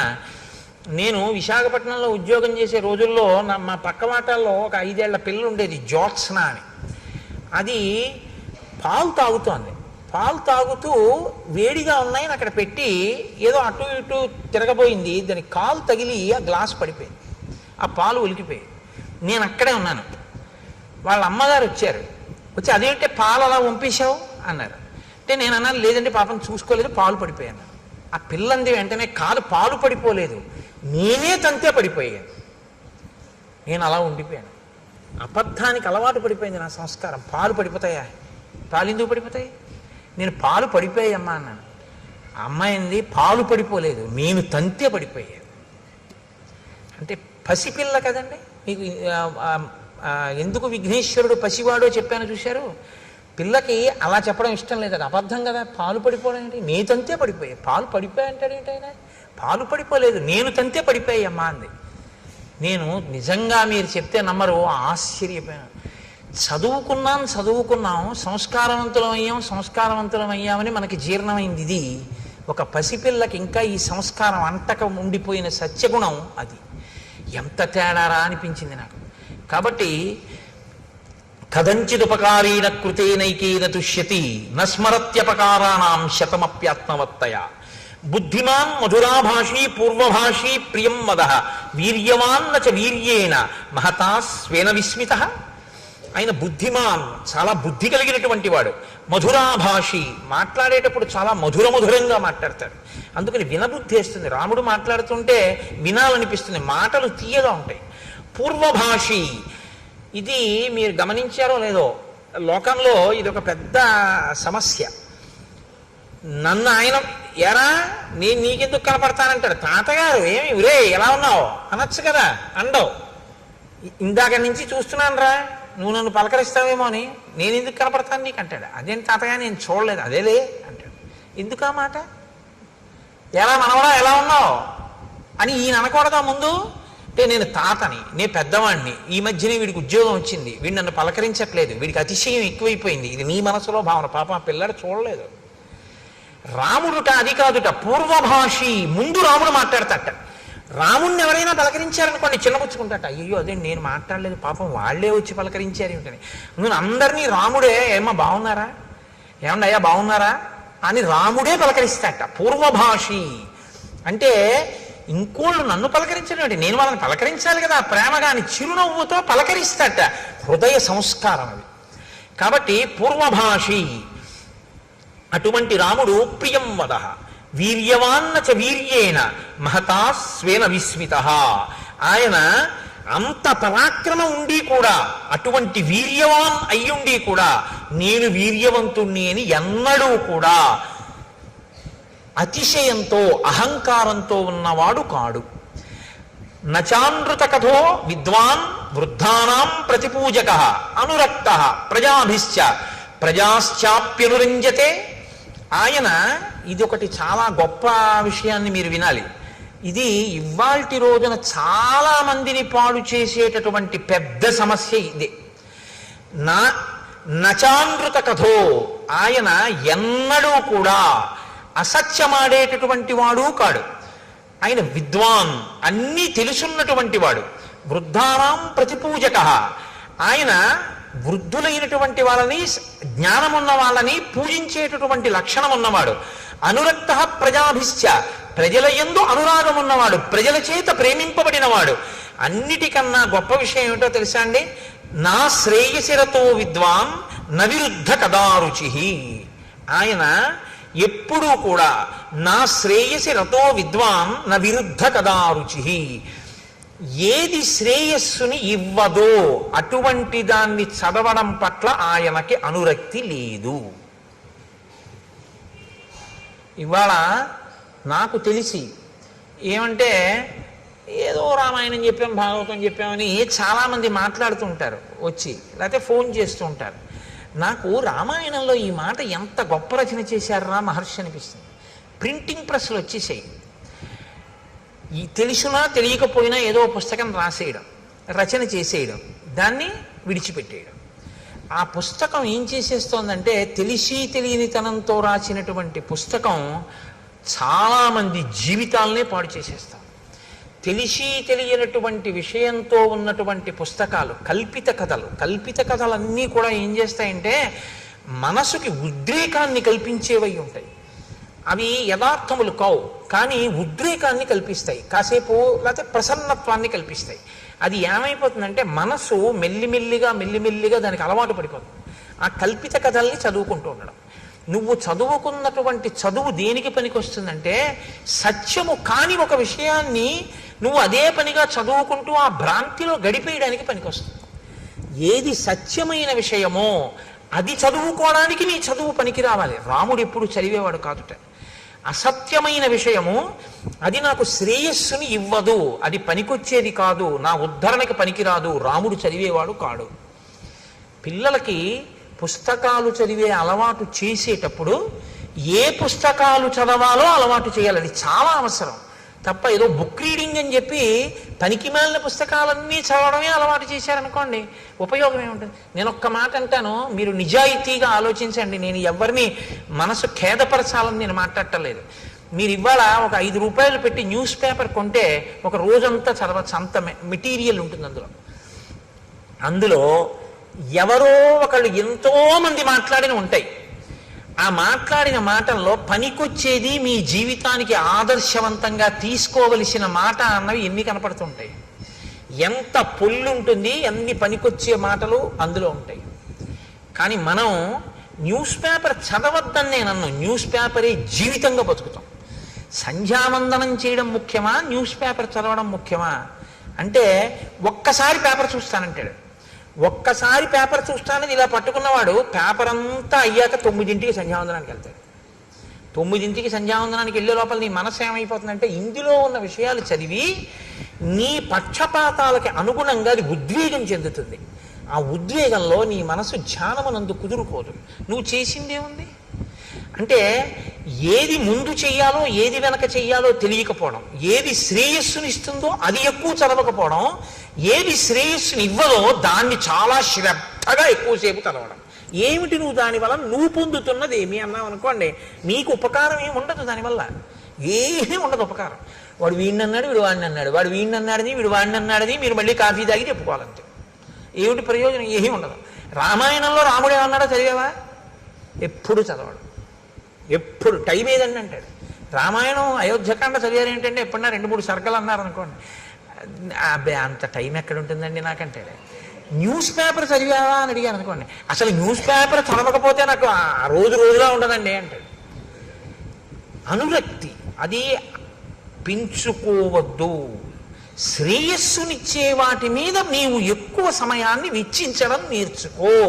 ఇది మనకి తెలిస్తే యథార్థంగా 42 రోజులు అయ్యేటప్పటికీ ఇది అనుష్ఠానంలోకి వచ్చిందని గుర్తు ఏమిటంటే, రామకోటి రాసేటటువంటి పుస్తకాలు హరిప్రసాద్ గారు ముద్రణ చేసినవి సరిపోకుండా ఉండాలి కదా. సమయం సద్వినియోగం అవుతోంది. నిజంగా రామాయణం విని మార్పు వచ్చిందని గుర్తు ఏమిటంటే, న్యూస్ పేపర్ గంట చదివేది 20 నిమిషాలకి తగ్గించి 40 నిమిషాలు రామకోటికి ఇచ్చేస్తున్నాడని మొదలెట్టారనుకోండి. 40 నిమిషాలు రామకోటి రాసేయడం మొదలు పెడితే హరిప్రసాద్ గారు మళ్ళీ ద్వితీయ ముద్రణకి వెళ్ళాలి ఆ పుస్తకాల కోసం కదా. రామకోటికి పుస్తకాలు రాయబడలేదండి, పుస్తకాలు ఉండిపోయాయి అన్నారనుకోండి, హరిప్రసాద్ గారు కాదు బాధపడవలసింది. సనాతన ధర్మం యొక్క స్థితి ఇలా ఉందన్నమాట. ఇంకా రామాయణం లోకంలోకి జీర్ణం అవ్వట్లేదన్నమాట. ఎక్కడో లోపం ఉంది, ఇంకా కలిపురుష లక్షణం ఉందని మనం బాధపడవలసి ఉంటుంది. అవునా? నన్ను సహృదయంతో అర్థం చేసుకోండి. కాబట్టి ఇది రామచంద్రమూర్తి యొక్క స్థితి. కాబట్టి ఇటువంటి మహానుభావుడు. అన్నిటికన్నా అద్భుతమైన విషయం అండి రామాయణంలో, నేను అందుకే మీతో మనవి చేసేది, అయోధ్యకాండలో ప్రతి శ్లోకం మన జీవితానికి అన్వయం అవుతుంది, గృహస్థాశ్రమానికి అన్వయం అవుతుంది, మనని దిద్దుబాటు చేస్తుంది. ఇలా దిద్దుకో నేర్పుతుంది. రాముట్ట ధర్మ కామార్థ తత్వజ్ఞ స్మృతిమాన్ ప్రతిభానవాన్ లౌకికే సమయాచారే కృతకల్పో విశారద. ఆయనకి ధర్మము గురించి, కామము గురించి, అర్థము గురించి బాగా తెలుసు. అసలు పెళ్లి చేస్తే ధర్మేచ అర్థేచ కామేచ నాతి చరామి అంటాడు. ఈమెను నేను అతిక్రమించను ధర్మమునందు, అర్థమునందు, కామమునందు. మిమ్మల్ని నేను మాట అడుగుతాను, చెప్పండి ఈ 3 ఈశలు నిజానికి. ఎందుకంటే మోక్షం పక్కన పెట్టేయండి, చతుర్విధ పురుషార్థాల్లో ధర్మం, అర్థం, కామం. ఇందులో ధర్మం సరే పక్కన పెట్టండి, అర్థము, కామము. అర్థం అంటే డబ్బే కదండి, అందాక అనుకోండి పోని. ధనీష అది 3 ఈశలలో ఒక ఈశ. అది అంటే మనిషిని పాడు చేసేది. అది జన్మాంతరం వాసన కింద తరుగుతుంది మనిషిని. అటువంటిది ధనేష. ధనేష, దారేష, పుత్రేష, ఈ 3ను. ఇవి మనసుని వదలవు జాగ్రత్త. అంటే ఏమిటో తెలుసా అంటే, మనసుని వదలవన్న మాట ఎందుకంటారో తెలుసా? ఇది ఏం చేస్తుందంటే, మీ మనసుని మీరు దేని యందు పెట్టారో దాన్నే స్మరిస్తుంది. అది అంత్యకాలమునందు శరీరంలోంచి మనసు వెళ్ళిపోయేటప్పుడు ప్రాణోత్క్రమణం అంటారు. చనిపోవడం అంటే ఏమిటో భాగవతంలో చెప్తారు. మనసు ఏం చేస్తుందంటే, ఆఖరణ ఇంద్రియాల్లో ఉన్న శక్తులన్నింటినీ సర్దేసుకుంటుంది గబగబా. అంటే కంట్లో ఉన్నటువంటి చూడగలిగిన శక్తిని వెనక్కి లాగేసి తనతో అంటించుకుంటుంది. చెవికి వినగలిగిన శక్తిని వెనక్కి తీసి తనతో పట్టుకుంటుంది. స్పర్శేంద్రియానికి, చర్మానికి ముట్టుకుంటే తెలిసే శక్తిని వెనక్కి లాగేసి పట్టుకుంటుంది. పట్టుకుని ఇప్పుడు ఈ మనసు ఏం చేస్తుందంటే, ప్రాణోత్క్రమణంతో, అంటే ప్రాణము ఆఖరి శ్వాస ఎట్నుంచి నిర్గమించిందో, ఏ కన్నంలోంచి బయటికి వెళ్ళిపోయిందో అట్నుంచి బయటికి పారిపోతుంది. అది కూడా వెళ్ళిపోయి ఇదే మనస్సు మీరు చిట్ట చివర దేన్ని స్మరించారో అది తీర్పు. పరమేశ్వరుడికి పునర్జన్మయందు అధికారము లేదు. బాగా గుర్తుపెట్టుకోండి మీరు ఈ విషయాన్ని, బాగా జ్ఞాపకం చేసుకోండి. మనిషి జీవితంలో గుర్తుపెట్టుకోవలసింది, పునర్జన్మయందు ఈశ్వరునకు అధికారము లేదు, ఈశ్వరుడు ఇవ్వలేడు. మళ్ళీ నన్ను మనిషిగా పుట్టించు, ఈశ్వరుడు పుట్టించలేడు, ఇవ్వలేడు ఈశ్వరుడు. ఎందుకో తెలుసా అండి, అది మీకు వదిలిపెట్టేశాడు మనిషికి.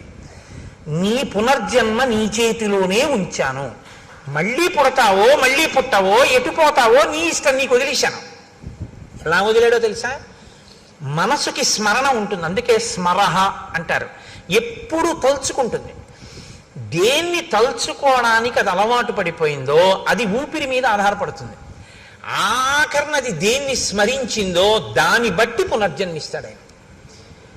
నా మనసు ఎప్పుడూ డబ్బుని స్మరించిందనుకోండి, అర్ధేశ హీనోపాధుల్లోకి వెళ్ళిపోతాడు. తేళ్లు, జర్రిలు, పాములు ఇలాంటి వాటిలో పెడతాడు. దారేష భార్య ఎందు ఉండిపోయింది అనుకోండి, అప్పుడు మళ్ళీ ఆ కాముకత్వం చేతనో ఆమె ఎందుండేటటువంటి ప్రీతి పెరిగిపోవడమో ఏదో జరిగింది అనుకోండి, ఆ భార్య అదే పనిగా స్మరణలోకి వచ్చేసి అదే స్మరణతో విడిచిపెట్టాడు అనుకోండి, ఎక్కడో మళ్ళీ హీనోపాధుల్లోకి వెళ్ళిపోతాడు. ఏ కుక్కో పిల్లో ఏదో వెన్నుపాం అడ్డంగా ఉండేటటువంటి జన్మలోకి వెళ్ళిపోతాడు. ఇలా నిలువుగా తిరగదిగా, మనిషికే అడ్డంగా పుట్టి నిలువుగా తిరుగుతుంది, మిగిలిన వాటికి అడ్డంగా పుట్టి అడ్డంగానే ఉంటుంది, అలాగే పెడతాడు. ఇప్పుడు స్మరణం ఈశ్వరుడు చూస్తాడు. ఆఖరి స్మరణ ఏది చేశాడు చూస్తాడు ఆయన. ఈశ్వరుణ్ణి స్మరించింది మనస్సు, మోక్షం ఇచ్చేస్తాడు.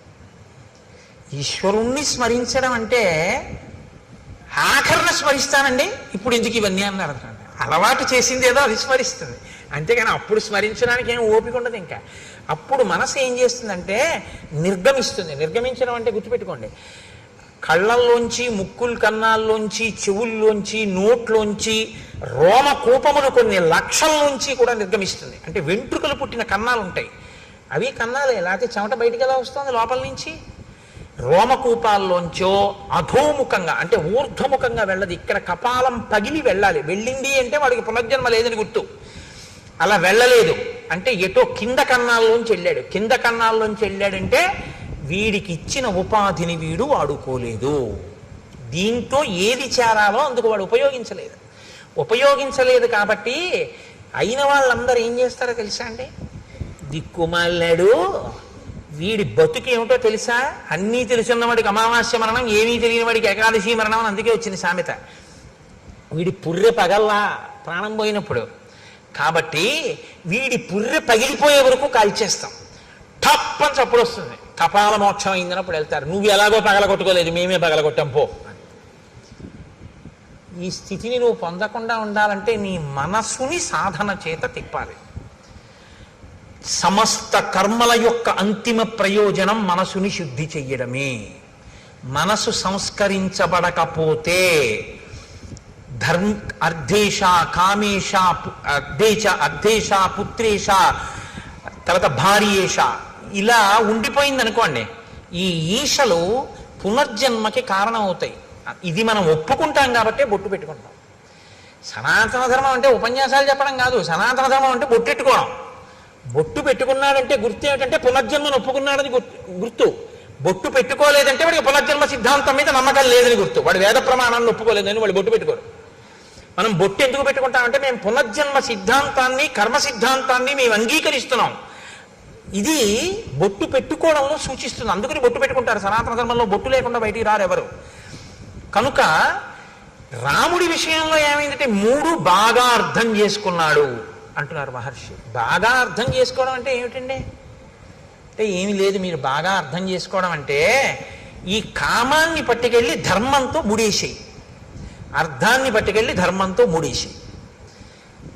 అర్థము కామము అనే రెండు పరిగెత్తిపోయి పక్కన నీవి కాని పొలాల్లో పడి మేసే అలవాటు ఉన్నటువంటి ఇది మన దున్నపోతులు అంటారే, అటువంటి స్థితి కలిగినటువంటివి. ఎందుకంటే తమతంబొప్ప పరాంగనాజనుల పరద్రవ్యంబులన్ ముచ్చిలింగ మహోద్యోగము చేయు నెమ్మనము దానిం బట్టి వైరాగ్య పాశంబులను కట్టి బిగించి నీ చరణ స్తంభమునైన్ కట్టి వేయిచి ముదంబెన్నడు కలగజేయ కదబో శ్రీకాళహస్తీశ్వర అంటాడు ధూర్జటి. అర్థము కామము రెండింటికి ధర్మం అనేటటువంటి ఇనప బందే. ధర్మబద్ధము కాని కోరిక పుట్టేటట్లు చెయ్యగలిగినవి నువ్వు చూడటం మొదలు పెట్టావా ప్రమాదమే. నీకు శ్రేయస్సుని ఇవ్వనిది చదువుతున్నావు, నీకు శ్రేయస్సుని ఇవ్వనిది నువ్వు చూస్తున్నావు. ఇప్పుడు అటువంటివి చూసి అటువంటివి విని నువ్వు ప్రమాదం చేయాలంటే నేను ఎన్ని ముక్కలు చేయాలి? ఎన్నమ్మా? 4 ముక్కలు. ఒక్కొక్క ముక్క ఎన్ని అడుగులు ఉండాలి? 2 అడుగులు. 4 రెళ్ళు 8 కదా. ఇప్పుడు 8 అడుగుల కర్ర నాకు ఇచ్చారు మీరు. ఆ కర్ర తీసుకొచ్చి అక్కడ పెట్టి 2 అడుగులు చూసి అక్కడికి కత్తి పెట్టి నరికాను, ఓ ముక్క వచ్చేసింది. ఇప్పుడు మళ్ళీ 6 అడుగుల ముక్క ఉందిగా, మళ్ళీ ఇలా పెట్టి మళ్ళీ ఇంకో 2 అడుగుల ముక్క నరికాను, ఇంకో 2 అడుగుల ముక్క వచ్చింది. ఇంకెన్ని ముక్కలు మిగిలాయి? ఇంకెంత ముక్క మిగిలింది? 4 అడుగుల ముక్క. ఇప్పుడు 4 అడుగుల ముక్క అక్కడ పెట్టి 2 అడుగుల దగ్గర మళ్ళీ నరికాను. ఎన్ని ముక్కలు వచ్చాయి? 2 అడుగుల ముక్కలు 2 వచ్చాయి. 8 అడుగుల ముక్కని 2 అడుగుల సమాన భాగములు 4 చేయడానికి ఎన్ని మాటలు నరికాను? 3 మాటలే. 3 మాటలు నరికితే 4వ ముక్క వచ్చేసిందా లేదా? 2 అడుగుల ముక్క. ధర్మబద్ధమైన అర్థము, ధర్మబద్ధమైన కామము మోక్షాన్ని ఇచ్చేస్తాయి తప్ప మోక్షమును సాధించడం అని ఇంకా వేరే ఏం ఉండదు. మోక్షము అంటే ధర్మబద్ధమైన అర్ధకామములను తెలిసి ఉండుట, అలా జీవించుట, అదే మోక్షమునకు హేతు. ఇది రాముడికి తెలుసు. కాబట్టి ఇప్పుడు ఏది ప్రధానంగా తెలిసి ఉండాలంటే ధర్మం తెలిసి ఉండాలి. తెలిసి ఉంటే ధర్మానికి అర్ధకామములు ముడివేయాలి. రాముడు ఎలా వేశాడో నువ్వు చూస్తే నువ్వు అలా వేయాలి. కాబట్టి అయోధ్యకాండ అంత గొప్పది. కాబట్టి అయోధ్యకాండ అంటే గృహస్థాశ్రమానికి పనికొచ్చేటటువంటి ఎన్ని విషయాల్లో ఆవిష్కరిస్తుందండి. అలా మీరు ఏ శ్లోకం పట్టుకున్నా అంతే, అందులోంచి ఎన్ని రహస్యాలు చెప్తున్నా. వేదోపబ్రహ్మణం అది. ఏ శ్లోకాన్ని మీరు చదవండి, అందులోంచి మీరు ఒక కొత్త విషయాన్ని తెలుసుకుంటుంటారు. ఓ ఇదేనమాట విషయం, నేను ఇలా దిద్దుకోవాలన్నమాట అని తెలుస్తూ ఉంటుంది. కాబట్టి ఇటువంటి రాముడు ఇటువంటి గుణములు కలిగిన వాడు. పైకి ఎలా కనపడుతుంది? రాముడు ఇన్ని గుణములు కలిగిన వాడని ప్రజలు కీర్తిస్తున్నారు. ఇప్పుడు దశరథ మహారాజు గారు అనుకున్నారట, అధరాజ్ఞో బభూవైవం వృద్ధస్య చిరజీవిన ప్రీతిరేషా కథం రామో రాజస్యాన్మయి జీవతి. నేను చాలా కాలం బ్రతికాను, పెద్దవాడిని అయిపోయాను, వృద్ధుణ్ణి అయిపోయాను, 60,000 సంవత్సరముల వయస్సు వచ్చింది. ఇంతకాలం బిడ్డలు లేరని బాధ, ఇప్పుడు బిడ్డలు పుట్టిన తరువాత గుణవంతులయ్యారని సంతోషం. ఇప్పుడేం కోరిక వచ్చింది కొత్తగా? నేను బతికుండగా రాముడు రాజవడం చూస్తే బాగున్నాం. తర్వాత కోరిక ఏమిటి వచ్చింది దశరథ మహారాజు గారికి? రాముడు రాజై పరిపాలన చెయ్యడం చూసి స్వర్గానికి వెళ్ళిపోతే బాగున్నాం. ఇప్పుడు ఈ కోరిక పుట్టింది అని ఆయన అనుకుంటున్నాడు. వృద్ధికామోహిలోకస్య సర్వభూతానుకంపన మత్త ప్రియతరో లోకే పర్జన్యైవ వృష్టిమాన్. దశరథుడి దృష్టిలో రాముడు ఎటువంటి వాడు? ఆయన లోకాన్నంతటినీ కూడా అనుగ్రహించగలిగినటువంటి సమర్థుడు. ఎలా అనుగ్రహిస్తాడు అంటే, ఒక ఊళ్ళో వాళ్ళందరూ దాహంతో ఆర్తితో ఉన్నారు. కేవలం పంపుల్లో నీళ్లు బాగా వదిలిపెడతామండి అంటే సరిపోతుందా? ఆచరి వెండిపోతుంది. బాగా నీరు నిండినటువంటి మేఘముల గుంపు వచ్చి వర్షించిందా, చెరువులు తటాకములు అన్నీ నిండిపోతాయి, మంచి జల సమృద్ధి కలుగుతుంది. జనుల యొక్క ఆర్తి తీర్చగలిగినటువంటి సమర్థతలో నీరు నిండిన మేఘం లాంటి వాడు నా కొడుకు, అంతటి సమర్థుడు. కాబట్టి ఆ రాముడు రాజు అయితే బాగున్నాం. అయితే యథాస్వర్గమమాప్నుయాం, అప్పుడు నేను రాజరికం ఆయన చేస్తుండగా చూసి ప్రాణం విడిచిపెట్టి నేను స్వర్గలోకానికి వెళ్ళిపోతాను అని అనుకుని కబురు చేశాడు. పౌరులకు, జానపదులకు, సేనానాయకులకు, మంత్రులకు, సామంతులకు, ఇతర ప్రముఖులకు అందరికీ విడివిడిగా కబుర్లు చేశాడు. అందరికీ కలిపి ఒకరు కాదు, విడివిడిగా. ఒకరికి తెలిసినట్లు ఒకరికి తెలియదు. వాళ్ళల్లో వాళ్ళు చర్చించుకునే అవకాశం ఇవ్వలేదు దశరథుడు. ఎందుకని? ఇది ఊర్జిత కథోపేతంబు. ఏ అశ్వమేధయాగం చేసేటప్పుడు చెప్పినట్టు చెప్పచ్చుగా, అలా చెప్పలేదు. అందరూ రావాలి. ఎలా కబురు చేశాడో తెలుసా అండి? సామంతులందరి దగ్గరికి వెళ్ళి నువ్వు చెప్పి 11 అయ్యేటప్పటికి వచ్చేసి మనం. సామంతులందరూ ఎందుకు రమ్మన్నాడు చక్రవర్తి? మాట్లాడుకునే అవకాశం లేదు. అలాగే జానపదుల్లో ప్రముఖుల్ని వచ్చేసేయమను, ఒకళ్ళతో కబురు చేశాడు, వాళ్ళు మాట్లాడుకునే అవకాశం లేదు, వచ్చేసేయడమే.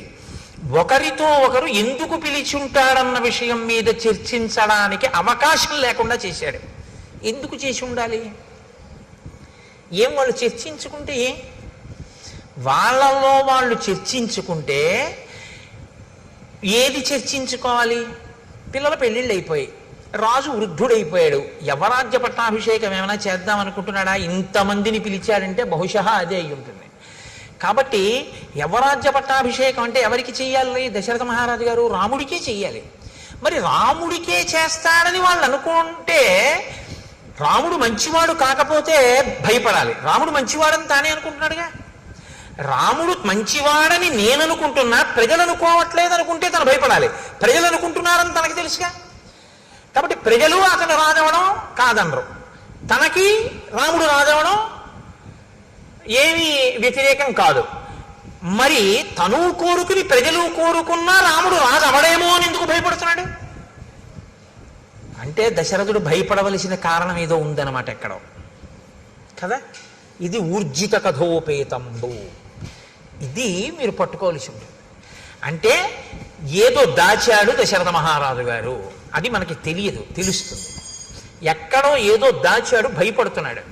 ఇది దృష్టిలో పెట్టుకునే భరతుడు మేనమామ గారి ఇంటికి వెళ్ళడాన్ని కూడా దూరదృష్టితో అంగీకరించాడు. ఇప్పుడు వచ్చినటువంటి వాళ్ళందరినీ కూర్చోపెట్టాడు. కూర్చోపెట్టి వేరొక వైపు నుంచి నరుక్కొచ్చి మాట్లాడుతున్నాడు. ఎంత గొప్పగా తను మనసులో ఒక నిర్ణయానికి వచ్చాడు దశరథుడు. తను నిర్ణయానికి రావడానికి కారణం ఆ నిర్ణయం చెయ్యవలసిన పరిస్థితి కాదు, ఆ నిర్ణయం తను బతికుండగా చేసి అమలు చెయ్యగలను చెయ్యలేను అన్న భయం చేత చేస్తున్నాడు. ఇది భయం అన్నది ఉంది అంటే దాని వెనక ఏదో చెయ్యకూడనిది ఒకటి చేసేసినటువంటి విషయం ఉంది. చెయ్యకూడనిది ఏదో ఒకటి ఇంతకుముందు చేసినది ఇప్పుడు చెయ్యవలసినటువంటి ధర్మానికి అడ్డుగా వస్తోంది. ఇప్పుడు ఈ అడ్డుగా వస్తున్నది 10 మందికి చెప్పలేనిది. 10 మందికి చెప్పలేని దాని నుంచి తప్పించుకుని చెయ్యవలసింది చేసేయాలనుకుంటున్నాడంటే తను భయపడుతున్నాడు. ఏమిటి ఆ విషయం? అది బయట తను ఎలా పడతాడు? పడడం. అందుని పడకుండా మాట్లాడాలి. ఇప్పుడు సభలో ఎంత అందంగా మాట్లాడుతున్నాడో చూడండి. దివ్యాంతరిక్షే భూమౌచ ఘోరముత్పాజం భయం సంచచేచ మేధావి శరీరే చాత్మనోజరాం. ఈ మధ్యకాలంలో భూమి మీద అక్కడ నాకు ఉత్పాదములు కనపడుతున్నాయి. అందుకని నేను తొందరగా యవరాజ్య పట్టాభిషేకం చేసేద్దాము అని అనుకుంటున్నాను. నతు కేకయ రాజానం జనకం వా నరాధిప తరయా చానయామాస పశ్చాత్తౌ శ్రోష్యత ప్రియం. ఈ యవ్వరాజ్య పట్టాభిషేకం చెయ్యాలి అనుకుంటున్న విషయాన్ని మీరు జనక మహారాజు గారికి కానీ కేకయ రాజు గారికి కానీ తెలియనివ్వకండి. తెలియనివ్వకండి అనగానే అనుమానం వస్తుందా రాదండి? జనకుడికి ఎందుకు చెప్పకూడదు? వియ్యంకుడు. ఎట్లాంటి వియ్యంకుడు? హ్రస్వరోముడు తన తమ్ముడు, కుశధ్వజుడి తమ్ముడు. కుశధ్వజుడి తమ్ముడు, ఆ తమ్ముడి యొక్క 2 కూతుళ్ళు తనకి 2 కోడళ్ళు, జనకుడి యొక్క 2 కూతుళ్ళు తన 2 కోడళ్ళు. కాబట్టి ఇప్పుడు జనకుడి కూతుళ్ళ కిందే వస్తారు ఆ 4. కాబట్టి వియ్యంకుడు కదా, జనకుడిని పిలవాలి. పట్టాభిషేకం చేసేటప్పుడు పిలవద్దంటున్నాడు. అదేమిటండి వియ్యంకుడికి చెప్పొద్దంటాడేంటి? యవరాజ్య పట్టాభిషేకం చేస్తూ అని ఎవరైనా అనుకుంటారేమోనని అనుకోకుండా ఉండవలసిన రీతిలో మాట చెప్తున్నాడు. జనక మహారాజు గారికి చెప్పకండి, కేకయ రాజు గారికి చెప్పకండి, వాళ్ళిద్దరికీ తెలియక్కర్లేదన్నాడు. అంటే ఈ ఇద్దరే వద్దనడానికి ఏదో కారణం ఉందన్నమాట. ఈ ఇద్దరిని ఎందుకు వద్దంటున్నాడు అన్నది తర్వాత తెలుస్తుంది మనకి. ఊర్జిత కథోపేతంబు కదండి, తెలిసినా నేను చెప్పేయకూడదు, అలా చెప్పకుండా ఉండాలి కాసేపు గుంభనంగా. కాబట్టి వీళ్ళిద్దరికీ తెలియనివ్వకండి. అంటే మిగిలిన వాళ్ళు తెలివి తక్కువ వాళ్ళు ఏంటి, ఏమంటే వాళ్ళిద్దరికి ఎందుకండి చెప్పొద్దన్నాడు అంటారు. కార్యం తొందరగా పూర్తి చేయాలి. వాళ్ళు చాలా దూరంలో ఉన్నారు, వెళ్ళి చెప్పి తీసుకొచ్చేంత సమయం లేదు. అందుకని మీరేం చేస్తారంటే ఇప్పుడు వెళ్ళి చెప్పాలనుకోకండి, చేసేది మంచి పని కాబట్టి తెలుసుకుని వాళ్ళు సంతోషిస్తారని. ఇప్పుడు మీరు ఆలోచించే అవకాశం లేకుండా ఆపాడు. అంటే దశరథుడు అమాయకుడు ఏం కాడు, చాలా తెలివైనవాడు కదండి. చాలా ఆలోచించాడనమాట. ఎన్నో రాత్రులు ఆలోచించాడు. ఆలోచించి మిగిలిన వాళ్ళతో మాత్రం నేను ఈ విషయం మాట్లాడాలన్నాడు. అని పౌరులని, జానపదులని, సామంతుల్ని అందరినీ కూర్చోపెట్టి అన్నాడు, ఇదం శరీరం కృత్సనస్య లోకస్య చరతాహితం పాండురస్యాతపత్రస్య ఛాయాయాం జిరితం మయా. చాలా గొప్ప మాట అండి. నాకు రామాయణం అయోధ్యకాండలో చాలా ఇష్టమైన శ్లోకాల్లో ఇదొకటి. ఎంత అందంగా మాట్లాడాడంటే సభ యొక్క సానుభూతిని పొందే రీతిలో మాట్లాడాడు. ఈ తెల్ల గొడుగు కింద కూర్చుని నేను చాలా కాలంగా పరిపాలన చేస్తున్నానన్నాడు. రాజు రంగుల గొడుగుల కింద కూర్చోకూడదు, తెల్ల గొడుగు కిందే కూర్చోవాలి. ఇప్పుడు రేపు పాదుకా పట్టాభిషేకం చేసామనుకోండి, రంగు గొడుగు పెట్టకూడదు, తెల్ల గొడుగే పెట్టాలి. తెల్ల గొడుగు లేదనుకోండి చేయించేయాలి ఇలాగా. కాబట్టి తెల్లటి గొడుగు కింద కూర్చున్నాను నేను. ఇన్నేళ్ళు, కొన్ని వేల ఏళ్ళు కూర్చున్నాను. కొన్ని వేల ఏళ్ళు కూర్చోవడంలో నాకు తెలియలేదు సుమా అన్నాడంటే, రాజ్యాన్ని పరిపాలిస్తున్నటువంటి ఆనందంలో, ఈ భోగాల్లో ఈ శరీరం ముసలదైపోయింది అన్నాడు. తెల్లగొడుగు కింద ఈ శరీరం జర్జరీభూతం అయిపోయింది అంటే తెలియకుండా భోగాల్లోనే జర్జరీభూతం అయిపోయింది. అది ముసలితనానికి వెళ్ళిపోతే ప్రాప్య వర్ష సహస్రాణి బహన్యాయూంషి జీవిత జీర్ణాస్యాస్య శరీరస్య విశ్రాంతిమభిరోచయే. ఈ జీర్ణమైపోయిన శరీరం ఇంకా పరిపాలన చెయ్యమంటే చెయ్యలేకపోతోంది. అందుకని ఇది కొంత విశ్రాంతిని కోరుకుంటోంది. నేను నా పూర్వీకులు కూడా ధర్మాన్ని పట్టుకుని కొన్ని వేల సంవత్సరాలుగా ఇక్ష్వాకు వంశం ఈ రాజ్యాన్ని, ప్రజలని కన్నబిడ్డలలా పరిపాలిస్తోంది. నా పూర్వీకులు ఏ ధర్మం పట్టుకున్నారో నేను కూడా అదే ధర్మాన్ని పట్టుకున్నాను. మిమ్మల్ని కన్నబిడ్డల్లా పరిపాలించాను. నా ఓపిక ఉన్నన్నాళ్ళు పరిపాలించాను. ఇక నాకు పరిపాలించడానికి ఓపిక లేదు, విశ్రాంతిని పొందాలి. అనురూప సవైనాథో లక్ష్మీవాన్ లక్ష్మణగ్రజ త్రైలోక్యమపి నాథేన ఏనస్యాన్ అధవత్తరం. 3 లోకములను పరిపాలించగలిగినటువంటి దక్షుడైనటువంటి రాముడు నా కుమారుడు. కాబట్టి ప్రజలకు హితకరమైనటువంటి రీతిలో పరిపాలన చెయ్యగలిగిన వాడు. కాబట్టి రాముడికి యవ్వరాజ్య పట్టాభిషేకం చెయ్యాలనుకుంటున్నాను. ఎవరో ఒక్కడే ఆలోచించి తీసుకున్నటువంటి నిర్ణయం అంత గొప్పగా ఉండదు. తటస్థులై అంటే అటు ఇటు చెందని వారైనటువంటి వారు ఆలోచించి చెప్పినటువంటి నిర్ణయంలో పక్షపాతం ఉండదు. కాబట్టి మీరు బాగా ఆలోచించి చెప్పండి, మీరు ఎలా చెప్తే నేను అలా చేస్తాను, ఇవ్వనా రాముడికి రాజ్యాన్ని అన్నాడు. అంటే సభంతా ఒక్కసారండి, అనేక వర్ష సహస్రో వృద్ధస్త్వమసి పార్థివ సరామం యువరాజానం అభిషించస్వ పార్థివం ఇచ్ఛామోహి మహాబాహుం రఘువీరం మహాబలం గజేన మహతాయాంతం రామం ఛత్రవృతాననం. రాజా, నువ్వు కొన్ని వేల సంవత్సరములు పరిపాలించావు, బడలిపోయావు. మాకు కోరికగా ఉంది, ఎప్పుడెప్పుడు రాముడు రాజవుతాడా, ఎప్పుడెప్పుడు అంబారీ ఏనుగు మీద వెడతాడా, ఎప్పుడెప్పుడు తెల్లగొడుగు కింద కూర్చుని యువరాజుగా వెడతాడా, ఎప్పుడు చూస్తామా. వీళ్ళప్పుడే కళని ఇంకొంచెం ముందుకు తీసుకెళ్ళిపోయారు. మాకు అలా ఉందని చూడాలనుంది అన్నారు. దశరథుడి ప్రజ్ఞ ఎక్కడుందో తెలుసా అండి? ఇప్పుడు సభ చేత ఆమోద ముద్ర వేయిస్తున్నాడు. ప్రజలందరూ కోరుకున్నారా రాముడు రాజు కావాలని అన్న విషయాన్ని తీసుకొస్తున్నాడు అనమాట ప్రస్తావనలోకి. నా నిర్ణయం కాదు, ప్రజలందరూ కోరుకున్నారంటున్నారంటే ఏదో భయం ఉంది. తనే నిర్ణయం చేశానని చెప్పడానికి భయపడుతున్నాడు. అధికారం తనకున్న, రాముడిని రాజు చేయడానికి తనకు అధికారం ఉంది, పెద్ద కొడుకుని చేసేయచ్చు. కానీ నేనే చేశానండి పెద్ద కొడుకుని రాజుని అంటే ఎలా చేస్తావయ్యా అనేవాడు ఎవడో ఉన్నాడనమాట. ఎలా చేస్తావయ్యా అనేవాడు ఉన్నాడంటే అలా అనడానికి అవకాశం తను ఇచ్చాడనమాట ఎవరికో. అలా అనేవాడు ఎవడైనా ఉన్నవాడు వచ్చి అలా అంటాడేమోనన్న భయంతో రాజన్నవాడు ప్రజలు మెచ్చుకున్నవాడై ఉండాలి. ప్రజలందరూ కోరుకున్నారు రాముడికి రాజ్యం ఇచ్చాను అనిపించడానికి సభ చేత ఆమోదముద్ర వేయిస్తున్నాడు. ఎంత తెలివిగా వేయించాడో తెలుసా అండి? శృత్యైవ వచనం యన్మే రాఘవం పతిమిచ్చద రాజాన సంశయోయం వే కిమిదం మృతతత్వతః కథం నుమయి ధర్మేణ పృథివీం అనుశాసతి భవంతో ద్రష్టుమిచ్చంతి యువరాజం మమాత్మజం. మీరు నిజంగా చెప్పండి, నేను ఇన్ని వేల సంవత్సరములు ధర్మంగా పరిపాలించాను కదా రాజా, ఇప్పుడు మీరేమి ముసిరివారైపోడండి, చక్కగా ఓపికగా ఉన్నారు కదా, పరిపాలిస్తున్నారు కదా, మీరే ఉండండి. ఇప్పుడు ఇందుకు అమంగళకరంగా ఏదో కొత్తగా యువరాజ్య పట్టాభిషేకం ఏంటి అలా ఉండండి, హాయిగా మీరే చేయండి అనడం మానేసి రాముణ్ణే తీసుకొచ్చేయండి పెట్టేయండి అంటున్నారు కదా. రే మీకు నా పాలనలో లోపం కనపడిందా? రాముడిలో నాకన్నా గుణాలు కనపడ్డాయా? ఏవి చెప్పండి అన్నాడు. అంటే ప్రజలు ఎంతగా కోరుకున్నారో చెప్పించాలనుకున్నాడు. వాళ్ళన్నారు, బహవో నృప కళ్యాణ గుణా పుత్రస్య సంతితే. నాయన మహానుభావ, ఏం చెప్పమంటావు? నీ కొడుకుకి ఎన్ని కళ్యాణ గుణాలున్నాయో! ధర్మజ్ఞ, సత్యసంధశ్చ, శీలవాననసూయక, క్షాంత, శాంతయిత, శ్లేక్షణ, కృతజ్ఞో, విజితేంద్రియ. రాజు అయినటువంటి వాడు మృదు స్వభావి అయి ఉండాలి. తీవ్రమైన శిక్షలు, వ్యగ్రతతో కూడిన బుద్ధి ఉన్నవాడు కాకూడదు. ప్రజలు ఎలా కోరుకుంటారో ఆ మాటలు ప్రజలు అన్నారంటే రాముడు అటువంటి వాడు కాబట్టి అంటారు. ఎందుకు? ధర్మజ్ఞ, ఆయనకి ధర్మం తెలుసు. సత్యసంధశ్చ, మాట తప్పడం, అబద్ధం ఆడడం. శీలవాన్ అనసూయక, మంచి స్వభావం ఉన్నవాడు, ఎవ్వరి యందు అసూయ లేనివాడు. క్షాంత, ఓర్పున్నవాడు.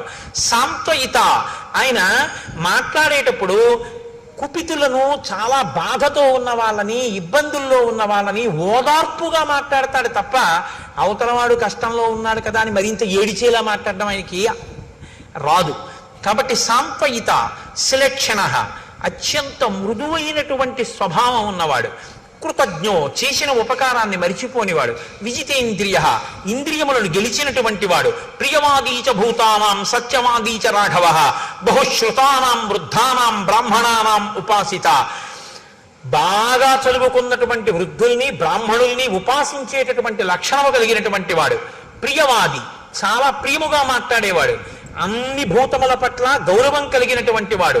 సత్యవాది అయిన వాడు. అటువంటి వాడు రాజు కావాలని మేము కోరుకోమా? వ్యసనేషు మనుష్యానాం భృశం భవతి దుఃఖిత, ఉత్సవేషు సర్వేషు పితేవ పరితుష్యతి. చాలా చమత్కారమైనటువంటి మాట అన్నారు వాళ్ళు. వ్యసనేషు మనుష్యానాం భృశం భవతి దుఃఖిత. ప్రజలు కష్టంలో ఉన్నప్పుడు తెలుసుకుని వాళ్ళు కష్టపడ్డారని బాధపడుతూనే ఉంటాడు రాముడు.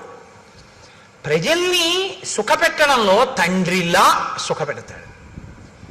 ఏమిటి మాట అంటే, రాముడు పరిపాలన చెయ్యడం అంటే ఎలా ఉంటుందంటేట, ప్రజలకు ఒక కష్టం వచ్చింది అనుకోండి, ఆ కష్టం తీరిపోయిన తర్వాత రాముడు మాత్రం, ప్రజలు ఆ కష్టం మర్చిపోయారు, రాముడు మర్చిపోతాడు. నేను రాజునై ఉండగా ఒకానొకప్పుడు ప్రజలంతా కష్టపడ్డారు, నేను వాళ్ళని అప్పుడు సుఖపెట్టలేకపోయానని ఇప్పటికీ తలుచుకు ఏడుస్తారట. ఇది అమ్మ లక్షణం అన్నారు. దానికి ఒక అద్భుతమైనటువంటి ఉపమానం ఇచ్చారు ఒక పెద్దలు అయిన వారు. ఒక వ్యాఖ్యానంలో ఒక తల్లి ఓ పసిపిల్లవాడిని తీసుకుని అక్కడ కూర్చోపెట్టుకుంది, బియ్యం ఏరుకుంటోంది. తలో ఎవరో ఇంకో అమ్మలక్క వచ్చింది, ఈవిడ మాట్లాడుకుంటున్నారు. ఈ పిల్లవాడు తెలిసి తెలియని వాడు పాకుతూ వెళ్ళి పక్కనున్న పాడుపడ్డ బావిలో పడిపోయాడు. అమ్మా అని ఏడిచాడు. బాగా చీకటిగా ఉంది, నుయ్యి అందులో పడిపోయాడు. అయ్యో పిల్లాడు పడిపోయాడు గుండెలు బాదుకుంది ఆవిడ. బాదుకుంటే చుట్టుపక్కల వాళ్ళు వచ్చారు, నిచ్చెనేసుకున్నారు, లోపలికి దిగారు. అదృష్టవశాత్తు ఇసుక కయ్య ఉంది అక్కడ. పిల్లవాడికి ఏం అవ్వలేదు. వాడు చిరునవ్వు నవ్వుతున్నాడు. వాడిని పైకి తీసుకొచ్చారు. ఒళ్ళేం దెబ్బలు తగలలేదు, రక్ష పెట్టారు. వాడు పెరిగాడు, పెద్దవాడు అయిపోయాడు. ఆ తర్వాత 20 ఏళ్ల తర్వాత గుంటూరులో రామాయణం జరుగుతోంది.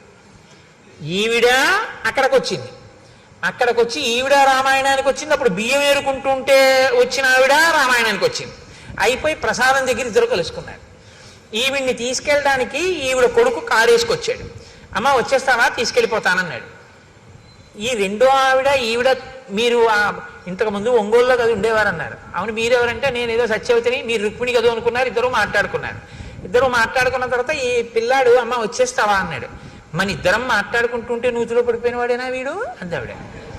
అంటే అవునమ్మా, అప్పుడు మా పిల్లాడు నా అదృష్టం కొద్దీ బతికాడు, కానీ బియ్యం ఏరుకుంటూ మీతో మాట్లాడుతూ ఉండిపోయాను. పిల్లాడు నా అదృష్టం కొద్దీ దక్కాడు, నిజంగా ఏమైపోనో పిల్లాడని ఆవిడ ఇప్పుడు కళ్ళు ఒత్తుకుంది. అప్పుడు పడిపోతే ఇప్పుడు కళ్ళు ఒత్తుకోవడం ఎందుకు అంటే, పిల్లాడి కష్టం తీరిపోయినా తల్లి మర్చిపోదు. తల్లి గుర్తు తెచ్చుకు బాధపడుతున్నది తల్లి మనసు. భృశం భవతి దుఃఖిత.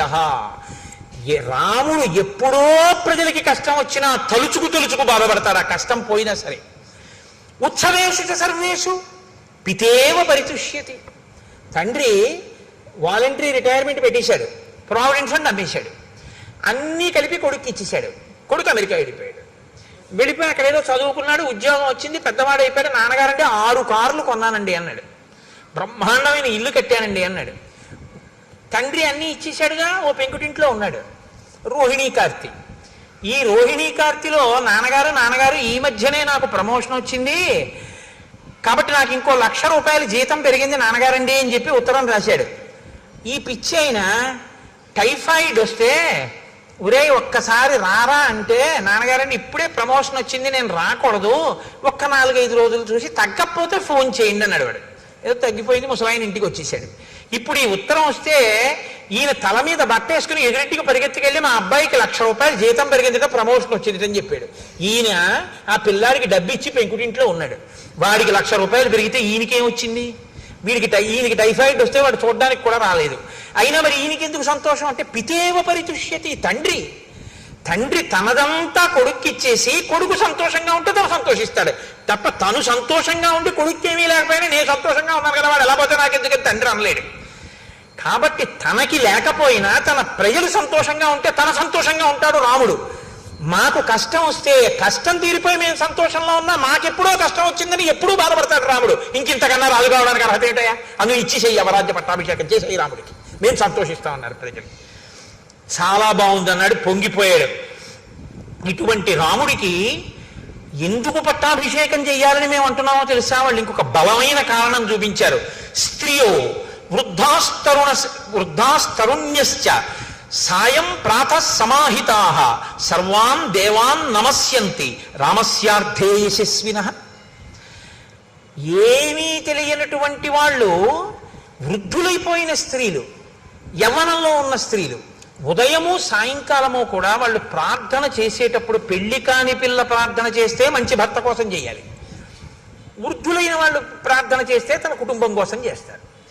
వాళ్ళుట పొద్దున్న సాయంకాలం కూడా పూజ చేసేటప్పుడు మా రాముడు బాగుండాలని పూజ చేస్తున్నారు. అంటే మా రాముడు బాగుంటే రాజ్యం బాగుంటుంది, రాజ్యం బాగుంటే మేము అందరం బాగుంటాం, ఇంకా వేరే అక్కర్లేదు, మా రాముడు బాగుండాలి స్వామి అని ప్రార్థన చేస్తున్నారు. ఇంకింతకన్నా ఏం చెప్పమయ్యా? రాజు అవ్వకుండా అని అడిగారు. రాజు అయితే ఎంత ప్రార్థన చేస్తారో అంత ప్రజాహృదయమును చూరగొన్నవాడు రాముడు. కాబట్టి ఇచ్చేసేయి, అవరాజ్య పట్టాభిషేకం చేసేసేయి.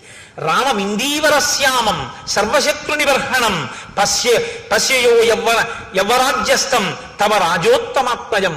నీ కొడుకుకి నువ్వు రాజ్యం ఇచ్చి ఇందీవరశ్యాముడైనటువంటి రాముడు యువరాజు అయి తిరుగుతుంటే చూడాలనుందయా, తొందరగా పట్టాభిషేకం చేయమన్నారు. వెంటనే దశరథుడు, బాగా గుర్తుపెట్టుకోండి, వశిష్ఠుణ్ణి అడగలేదు, జాబాలిని అడగలేదు, కాత్యాయనుణ్ణి అడగలేదు, ఏ పురోహితుణ్ణి అడగలేదు.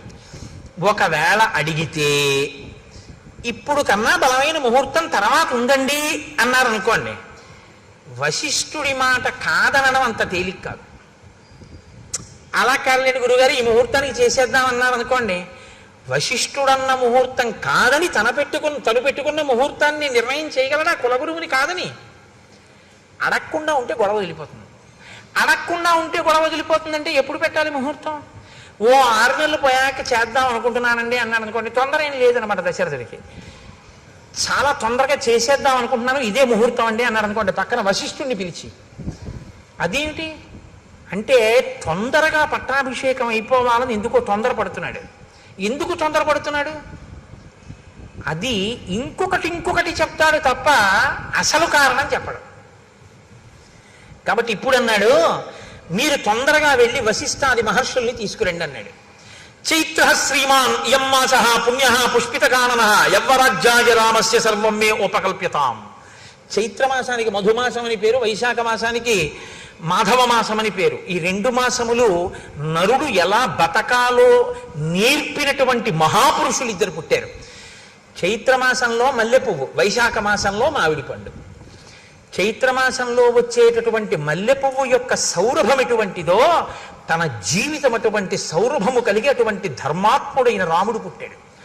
వైశాఖ మాసంలో మామిడి పండు, మామిడి చెట్టుకు కదండి కాస్తుంది. మిగిలినటువంటి చెట్లకి సంస్కృతంలో రకరకాల పేర్లున్నాయి. ఒక్క మామిడి చెట్టుకు మాత్రం రసాలమని పేరు. రసోవై సహా అని ఈశ్వరుడికి పేరు. అసలు ఆ మామిడి చెట్టు పేరే ఈశ్వరుడి పేరు. ఈశ్వరుడి అన్న పేరున్న చెట్టు కాసిన కాయ. కైలాస శంకరుడు కాలడి శంకరుడిగా వచ్చాడు. వైశాఖ శుక్ల పంచమి శంకర జయంతి. మనం మనుషులుగా ఎలా బతకాలో, వేదాన్ని ఎలా నేర్చుకోవాలో, ఎలా అనుష్ఠించాలో శంకర భగవత్పాదులు చెప్పారు. మామిడి పండు వచ్చిన మాధవ మాసంలో పండు లాంటి శంకరాచార్యుల వారు మల్లెపువ్వు విరివిగా దొరికేటటువంటి మధుమాసంలో, చైత్రమాసంలో రామచంద్రమూర్తి ఇద్దరూ ఉద్భవించి ఇది తన సువాసన చేత, అది తన తీపి చేత తాపాన్ని తీర్చినట్టు సంసార భ్రమణ పాలితాపోప శమనాన్ని కల్పించారు ఇద్దరు. ఒకరు ధర్మాన్ని అనుష్ఠించి చూపించారు, ఒకరు ధర్మాన్ని బోధ చేసి చూపించారు. కాబట్టి చైత్ర శ్రీమాన్ అయం మాస పుణ్య పుష్పితకానన యవ్వరాజ్యాయ రామస్య సర్వం మే ఉపకల్ప్యతాం. ఈ చైత్రమాసం చాలా గొప్పదయా. అడవిలో పువ్వులన్నీ పూస్తాయి, పుష్పితకానన చెట్లన్నీ విరబూసి ఉంటాయి. కాబట్టి ఇది చాలా గొప్ప నెల. కాబట్టి ఇప్పుడు నేను పట్టాభిషేకం చేసేద్దాం అనుకుంటున్నాను. కాబట్టి వెంటనే వశిష్ఠుణ్ణి పిలిపించాడు, జాబాలుని పిలిచాడు, కాత్యాయనుణ్ణి పిలిచాడు. వశిష్ఠ, మీరు వెంటనే ఏర్పాట్లు చేసేయండి. ఎప్పుడో తెలుసా? ముహూర్తం రేపే. పుష్యమీ నక్షత్రం ఉండగా రేపు పట్టాభిషేకం చేసేస్తున్నాను రాముడికి, యవరాజ్య పట్టాభిషేకం అయిపోవాలి, మీరు ఏర్పాట్లు చేసేయండి అన్నాడు. ఏమిటంత హడావిడి? అంత అకస్మాత్తుగా రేపే పట్టాభిషేకం పెట్టేయడం ఎందుకు అంటే, వశిష్ఠుడు అడగడు. ఎందుకు అడగడో తెలుసా? అడిగితే చెప్తాడు, తన గౌరవం పోగొట్టుకోడు. తనను అడగలేదంటే అది జరుగుతుందో జరగదో వశిష్ఠుడికి తెలుసు. ఇంత తొందరపడి ఏదో కప్పడానికి పెట్టిన ముహూర్తం నిలబడుతుందా? ఇది నిలబడదని వశిష్ఠుడికి తెలుసు. నిలబడదని తానని గౌరవం పోగొట్టుకోవడం ఎందుకు? ఊరుకున్నాడు. పెద్దలు పెద్దలే, తమను అడిగితే చెప్తారు, అడగకపోతే ఎందుకు? ఊరుకుంటారు. కాబట్టి ఊరుకున్నాడు. ఏర్పాట్లు చేయమన్నాడు కదా.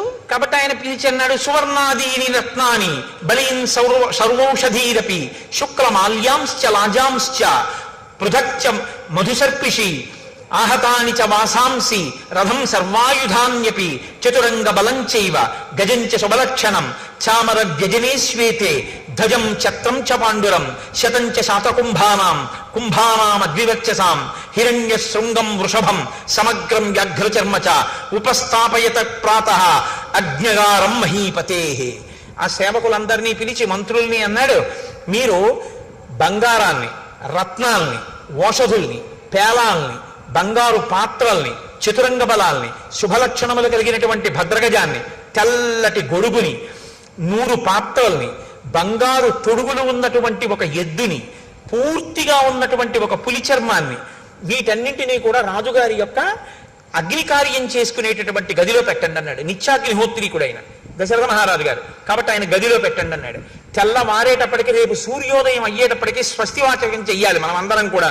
కాబట్టి ఈ స్వస్తివాచానికి అందరూ సిద్ధంగంటని ఋషుల్ని పురోహితుల్ని పురమాయించాడు.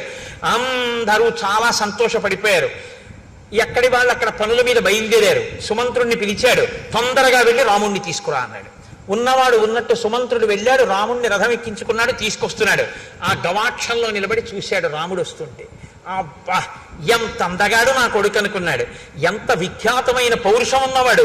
దీర్ఘబాహుం మహాసత్వం మాతంగగామినం చంద్రకాంతాననం రామం అతీవ ప్రియదర్శనం రూపౌదార్య గుణై పుంసాం దృష్టి చిత్తాపహారిణం ఘర్మాభితప్తాహ పర్జన్యం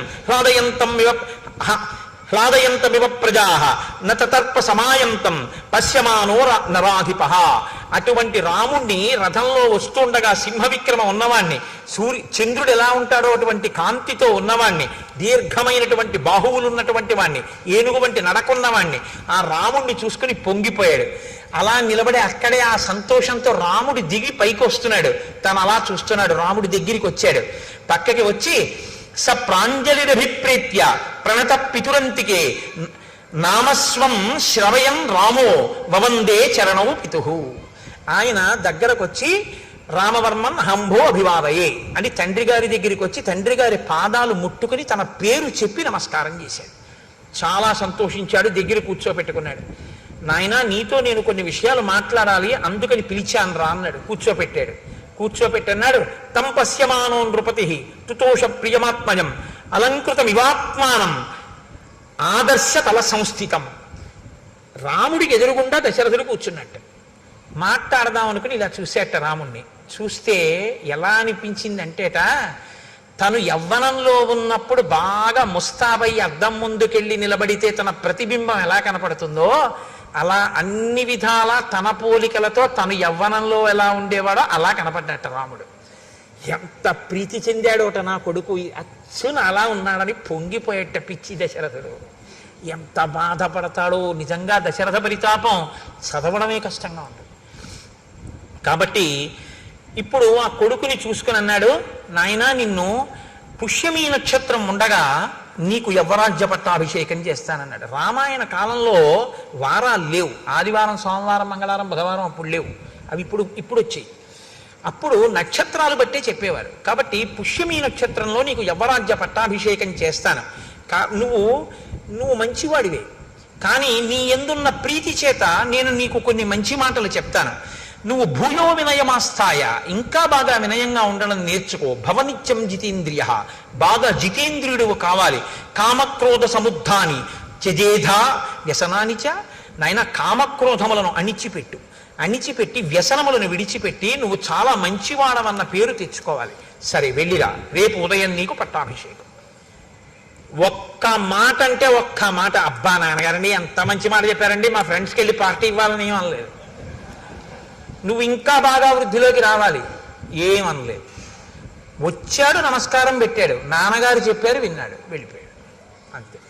అది రాముడు అంటే. కదలనివాడు ఆయన, కదులుతున్నవి మిగిలినవి. వెళ్ళిపోయాడు. వెళ్ళిపోయిన తర్వాత వశిష్ఠాదుల్ని పిలిచాడు, ఓ మాట చెప్పాడు, నువ్వు వెళ్ళి ఉపవాస వ్రతం చేయించు సీతారాములతో అన్నాడు. అని మళ్ళీ అంతఃపురంలోకి వెళ్ళాడు. మళ్ళీ సుమంత్రుడిని పిలిచాడు, మళ్ళీ వెళ్ళి రాముణ్ణి అకస్మాత్తుగా తీసుకురాను. అంటే మీకు ఒక విషయం బాగా గమనించాలి. ఇప్పుడు దశరథుడు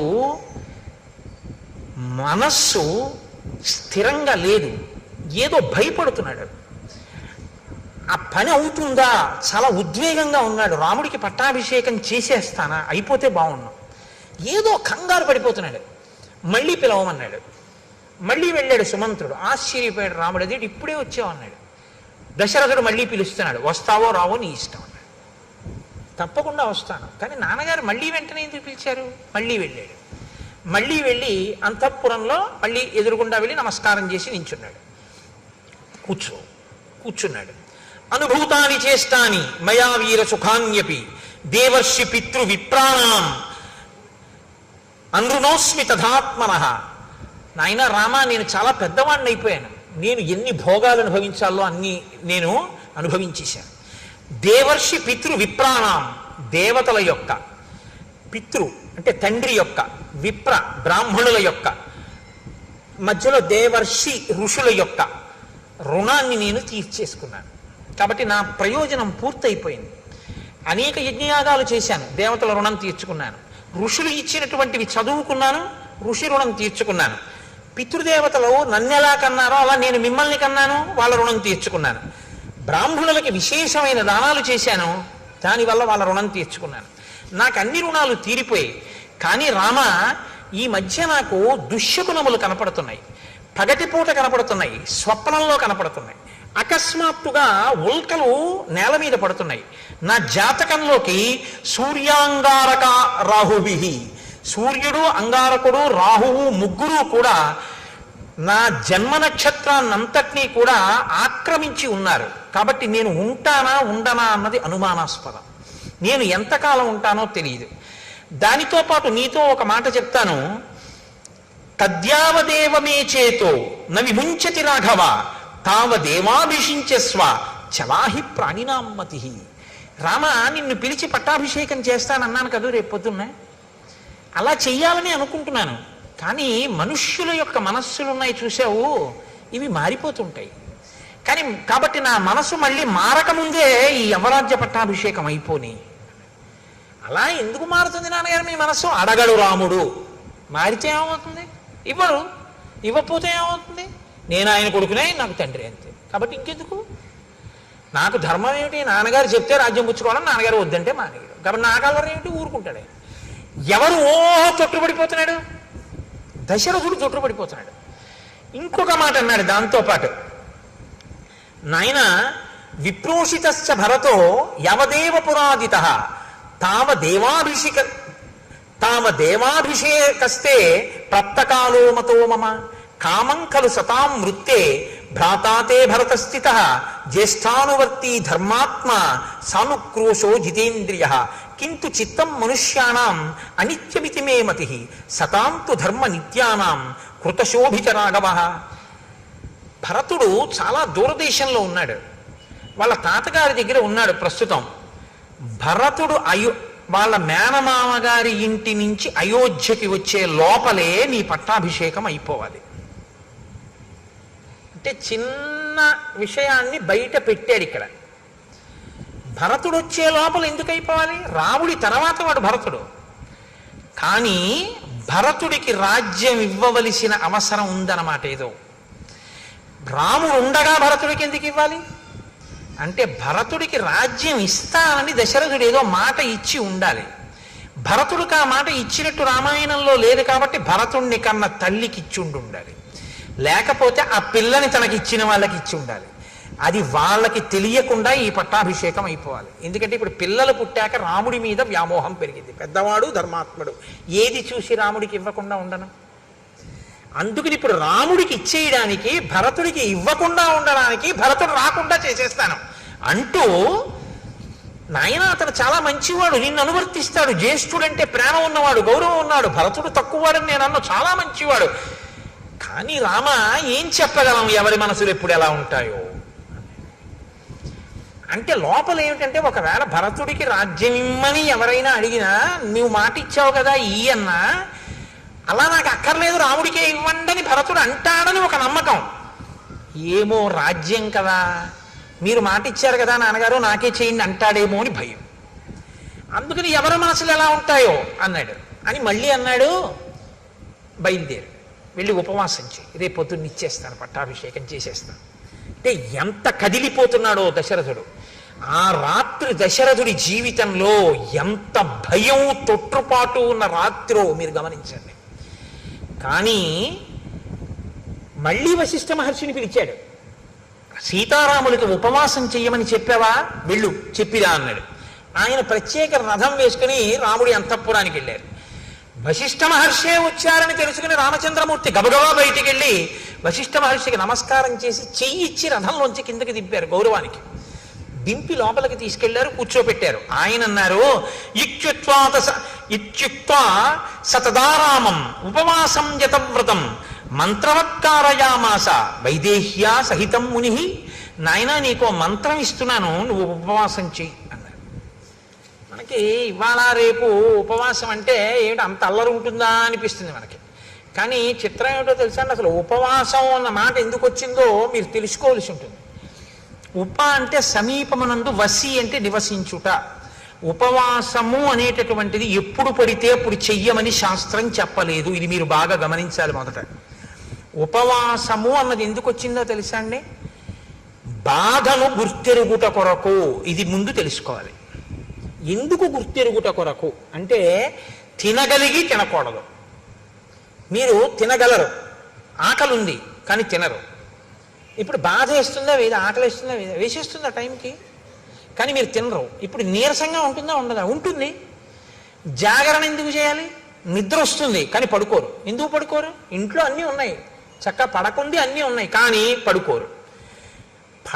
పడుకోకపోతే ఉండే బాధ ఏమిటో అనుభవిస్తారు, అన్నం తినకపోతే ఉండే బాధ ఏమిటో అనుభవిస్తారు. ఈ రెండు ఎందుకు అనుభవిస్తారు ఉపవాసంలో అని చెప్పారో తెలుసా అండి. శరీరంలోంచి జీవుడు నిష్క్రమిస్తాడు, ఏదో ఒకనాడు వెళ్ళిపోవాలి తప్పదు, ఇందులోంచి వెళ్ళిపోతాడు. వెళ్ళిపోయినప్పుడు బాధతో వెళతాడు తప్ప సంతోషంతో వెళ్ళడు. వెళ్ళిపోయేటప్పుడు చాలా సుఖంగా ఉంటుందని మీరు అనుకోవద్దు, చాలా బాధగానే ఉంటుంది. వినిర్ముక్తం అయ్యేటప్పుడు ఒక్కొక్కసారి 1,00,000 తేళ్లు కుట్టిన బాధ ఉంటుందని చెప్పారు. ఆ వినిర్ముక్తమైనప్పుడు బాధలో ఈశ్వరుడు ఎలా గుర్తొస్తాడు మీకు, ప్రయత్నపూర్వకంగా బాధలో ఈశ్వర స్మరణ మీరు అలవాటు చేసుకోవాలి. కాబట్టి తినగలిగి తినకుండా ఈశ్వర స్మరణ, పడుకోగలిగి పడుకోకుండా ఈశ్వర స్మరణ, అది జాగరణ ఉపవాసం. అది అందుకొచ్చింది. అది మీ ఇష్టం వచ్చినట్టు చేశారనుకోండి, ఈ శరీరాన్ని బాధ పెట్టిన పాపం మీ ఖాతాలో వేస్తారు. మరి ఉపవాసం ఎప్పుడు చెయ్యాలి, మీ ఇష్టం కాదు, శాస్త్రం నిర్ణయం చేసింది ఎప్పుడు చెయ్యాలో. ఒక్క ఏకాదశి నాడు మాత్రమే ఉపవాసం చెయ్యాలి. ఏకాదశి తిథి ఉపవాసం, ద్వాదశి పారణ. సూర్యోదయం అవగానే ఎంత తొందరగా వీలైతే అంత తొందరగా భోజనం చేసేయాలి.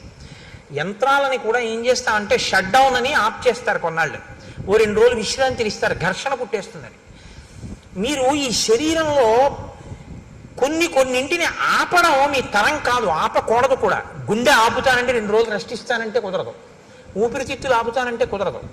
కానీ అన్ని అవయవాలకి కావలసినటువంటి రక్తాన్ని తయారు చేయడానికి, తీసుకున్న పదార్థాన్ని జీర్ణం చెయ్యడానికి ఈ వ్యవస్థ నిరంతరం పనిచేస్తుంది. నిరంతరం పనిచేసే ఈ వ్యవస్థకి విశ్రాంతినిస్తే అది మరింత సంతోషంగా పనిచేస్తుంది. ఈ శరీరానికి అన్నం ఇవ్వడం ఆపి భగవద్ కీర్తనామృతంతో దీన్ని నింపుతారు. ఆ ఉపవాసం అన్నాడు. భజనామృతము, భజన చేత అమృతం, స్తోత్రామృతము, స్తోత్రములతో అమృతం, ధ్యానామృతము, ధ్యానము చేత అమృతం. తప్ప ఉపవాసం ఉండి ఆఫీస్కి వచ్చేసానంటే అని వెళ్ళిపోకూడదు. ఉపవాసం కాదు. అది ఏమిటవుతుందో తెలుసా అండి?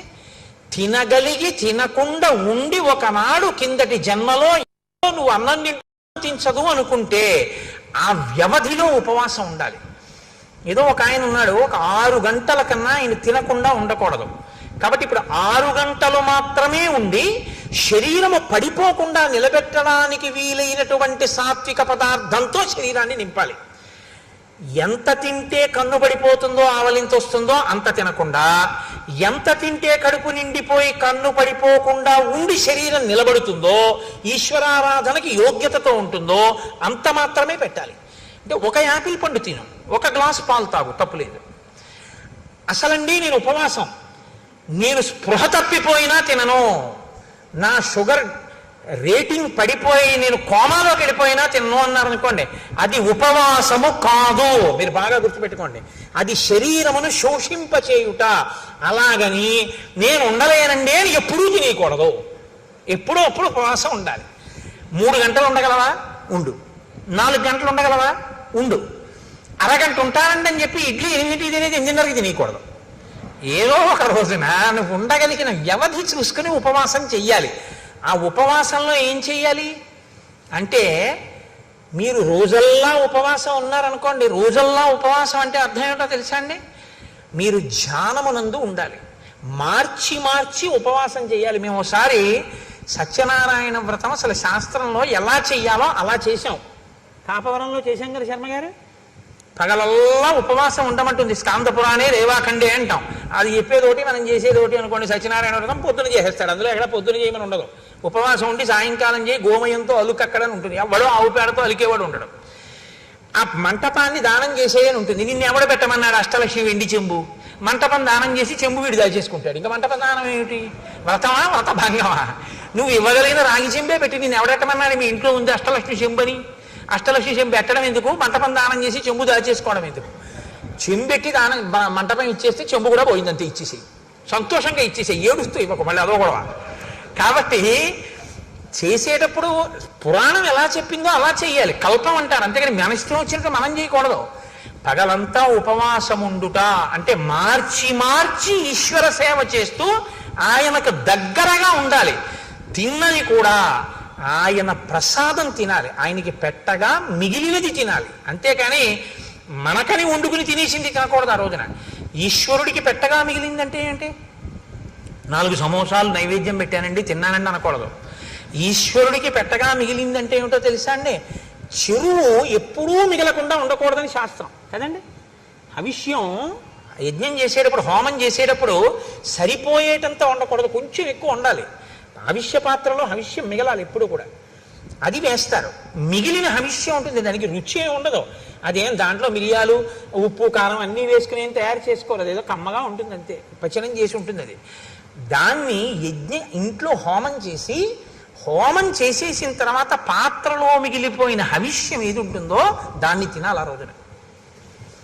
అందుకే ఓ మాట అంటారు, స్వామి పుష్కరిణీ స్నానం సద్గురో పాదసేవనం ఏకాదశి వ్రతంచా పీత్రయం అత్యంత దుర్లభం. ఏకాదశి వ్రతం ఎవడు చెయ్యడరా అంటారు. ఇదే కారణం. ఇలా చేస్తే ఒక్క ఏకాదశి వాడి జీవితం సంస్కరింపబడుతుందంటారు, ఈశ్వరానుగ్రహం కలుగుతుందని. కాబట్టి ఉపవాసం ఏమిటో చెప్పిరా నా కొడుక్కి కోడలకి అన్నాడు. ఎందుకు చెప్పాలి? మా అబ్బాయికి తెలుసు, మా కోడలికి తెలియదు. మా అబ్బాయి చేత మా కోడలికి చెప్పిస్తే అమ్మ బాబోయ్ ఇవాళ ఉపవాసమా అంటే మావాడు చిన్నపుచ్చుకుంటాడు. కులగురువు కదా, ఇద్దరినీ కూర్చోబెట్టి నువ్వు చెప్పాలి ఇలా చెయ్యండి అని. ఏమో తెలుసున్నది ఎక్కడైనా సరిగ్గా ఆచరించలేకపోతాడో. ఈశ్వరానుగ్రహం రాముడికి బాగా ఉండాలి, ఉపవాసం చెయ్యాలి, అందుకని వెళ్ళు. ఉపవాసం చేసిన రోజు రాత్రి భార్యతో కలిసే పడుకోవాలి, కానీ మనసు కదలకూడదు. మనసు కదలకుండా పడుకోవాలంటే పూజామందిరంలో పడుకోవాలి. పూజామందిరంలో దర్భాసనం వేసుకుని పడుకోవాలి భార్యతో కలిసి.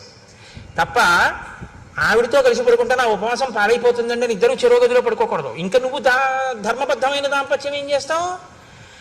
దర్భాసనం వేసుకుని ఇద్దరు పూజామందిరంలో పడుకుంటే ఆవిడ నీ పక్కనున్నా నీ మనసు కదలకూడదు. ఈశ్వర పాదముల దగ్గర నేను పడుకున్నాను, ఉపవసించి ఉన్నానని పడుకోవాలి. ఇది ఉపవాసం అని చెప్పిరా వశిష్ఠ. అలా మా వాడు చేస్తే బాగా ఈశ్వరానుగ్రహం కలుగుతుంది. కలిగితే నేను అనుకున్న సంకల్పం నెరవేరుతాను. నెరవేరితే రేపు వాడికి పట్టాభిషేకం అయిపోతుంది. అయిపోతే అమ్మయ్య నాకు పెద్ద బరువు తీరిపోతుంది. రాముడి వైపు నుంచి ఈశ్వరానుగ్రహాన్ని పరిపుష్టం చేస్తున్నాడు దశరథుడు. చేస్తున్నాడా, మనకి నేర్పుతున్నాడా ఉపవాసం అంటే ఏమిటో?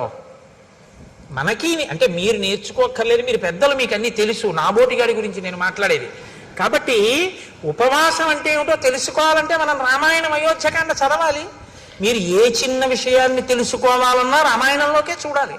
రామాయణంలో ఉండని ధర్మం మీకేం ఉండదు.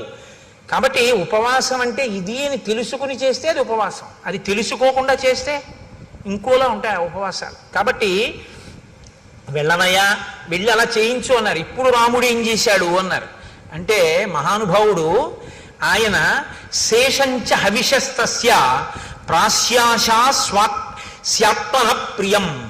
ఆయన రాత్రి పడుకున్నప్పుడు దర్భాసనం వేసుకుని భార్యతో కలిసి దేవాలయంలో పడుకున్నాడు, విష్ణు భగవానుడి దేవాలయంలో. ఉదయం వేళ స్నానం చేసి గాయత్రి చేసి సంధ్యావందనం చేసుకుని, రాత్రి కదండి చెప్పాడు ఉపవాసం చేయమని. అందుకని ఆ రాత్రి ఉపవాసం చెయ్యాలంటే పదార్థం తినాలి కాబట్టి హోమం చేసి శ్రీమన్నారాయణుడి పేరు మీద యాగం చేసి ఆ యాగానికి వండినటువంటి హవిష్య పాత్రలో మిగిలినటువంటి హవిష్యాన్ని రాముడు తిన్నాడు. రాముడు తిన్నాడు అని చెప్తే సీతమ్మ కూడా తిన్నట్టే. వాళ్ళిద్దరూ ఆ హవిష్యాన్ని తిన్నారు. అర్థం లేని అనుమానాలు చాలా ఎక్కువ. అసలు సిద్ధాంతం తెలుసుకోరు. దీపంలో 2 ఒత్తులు వేయాలా 3 ఒత్తులు వేయాలా, బతికున్నన్నాళ్ళు అదే అనుమానం. లేకపోతే ఉపవాసం అంటే యాపిల్ పండు తినచ్చా సమోసా తినచ్చా. నాకు ఆశ్చర్యంగా ఉంటుంది. ఒకసారి వెంకటాచలం వెళితే నేను ప్రసాదాలలో ఉచిత ప్రసాదం ఇచ్చే దగ్గర ఒక ఆవిడ తీసుకుని నాకు ఇచ్చేసింది. ఇచ్చేస్తే నేను అనుకున్నాను, ఏమమ్మా మీరు పులిహార తినరా ఏమన్నాను అంటే, కాదండి నేను ఇవాళ ఉపవాసం అండి. ఆవిడ ఉపవాసం అంట వెంకటేశ్వర స్వామి ప్రసాదమే తిందట. ఏం ఉపవాసం, దేనికి చేస్తున్నట్టు ఉపవాసం? ఉపవాసం ఈశ్వరానుగ్రహం కోసం. ఈశ్వరానుగ్రహమే ప్రసాదం. ప్రసాదమునకు ఈశ్వరానుగ్రహం ప్రసాద రూపంలో ఇస్తారు మీకు. అది తింటే అదే మీ మనసు అవుతుంది. మనసులో బుద్ధి వస్తుంది, బుద్ధి వలన ఆలోచన వస్తుంది, ఆలోచన వలన ఈశ్వరానుగ్రహంతో కూడిన ఆలోచన వలన మీ ఆపదకి పరిష్కారం దొరుకుతుంది, పరిష్కారం వల్ల మీరు గట్టెక్కుతారు. కాబట్టి ప్రసాదం తినండి అంటారు. ప్రసాదం వదిలేస్తే సత్యనారాయణ స్వామి వారి వ్రతకథలో కూతురు అల్లుడు గారి పడవ మామగారి పడవ మునిగిపోయాయి అంటారు. అంటే ఆ శాడిస్తే ఆ సత్యనారాయణ స్వామి ప్రసాదం తినని వాడు ఎవడు పడవలు ముంచేద్దామని చూస్తాడనే దాని అర్థం. అంటే ఈశ్వరానుగ్రహాన్ని వదిలేసుకుంది కాబట్టి పడవ మునిగిపోయింది, పుచ్చుకుంది కాబట్టి లేచింది. ప్రసాదం అనగా ఈశ్వరానుగ్రహము, అది తెలుసుకో. కాబట్టి ఇప్పుడు ప్రసాదము అంటే నిబద్ధత, ఈశ్వరానుగ్రహం తినాలి. కాబట్టి హోమం చేసిన తర్వాత మిగిలిన హవిష్యాన్ని ఉపవాసం అంటే ఇంత వండుకు తినకూడదు. ఇంత వండి మిగిలినటువంటి ఇంత చెరో కబలం పుచ్చుకున్నారు. పుచ్చుకుని ఏం చేశారు?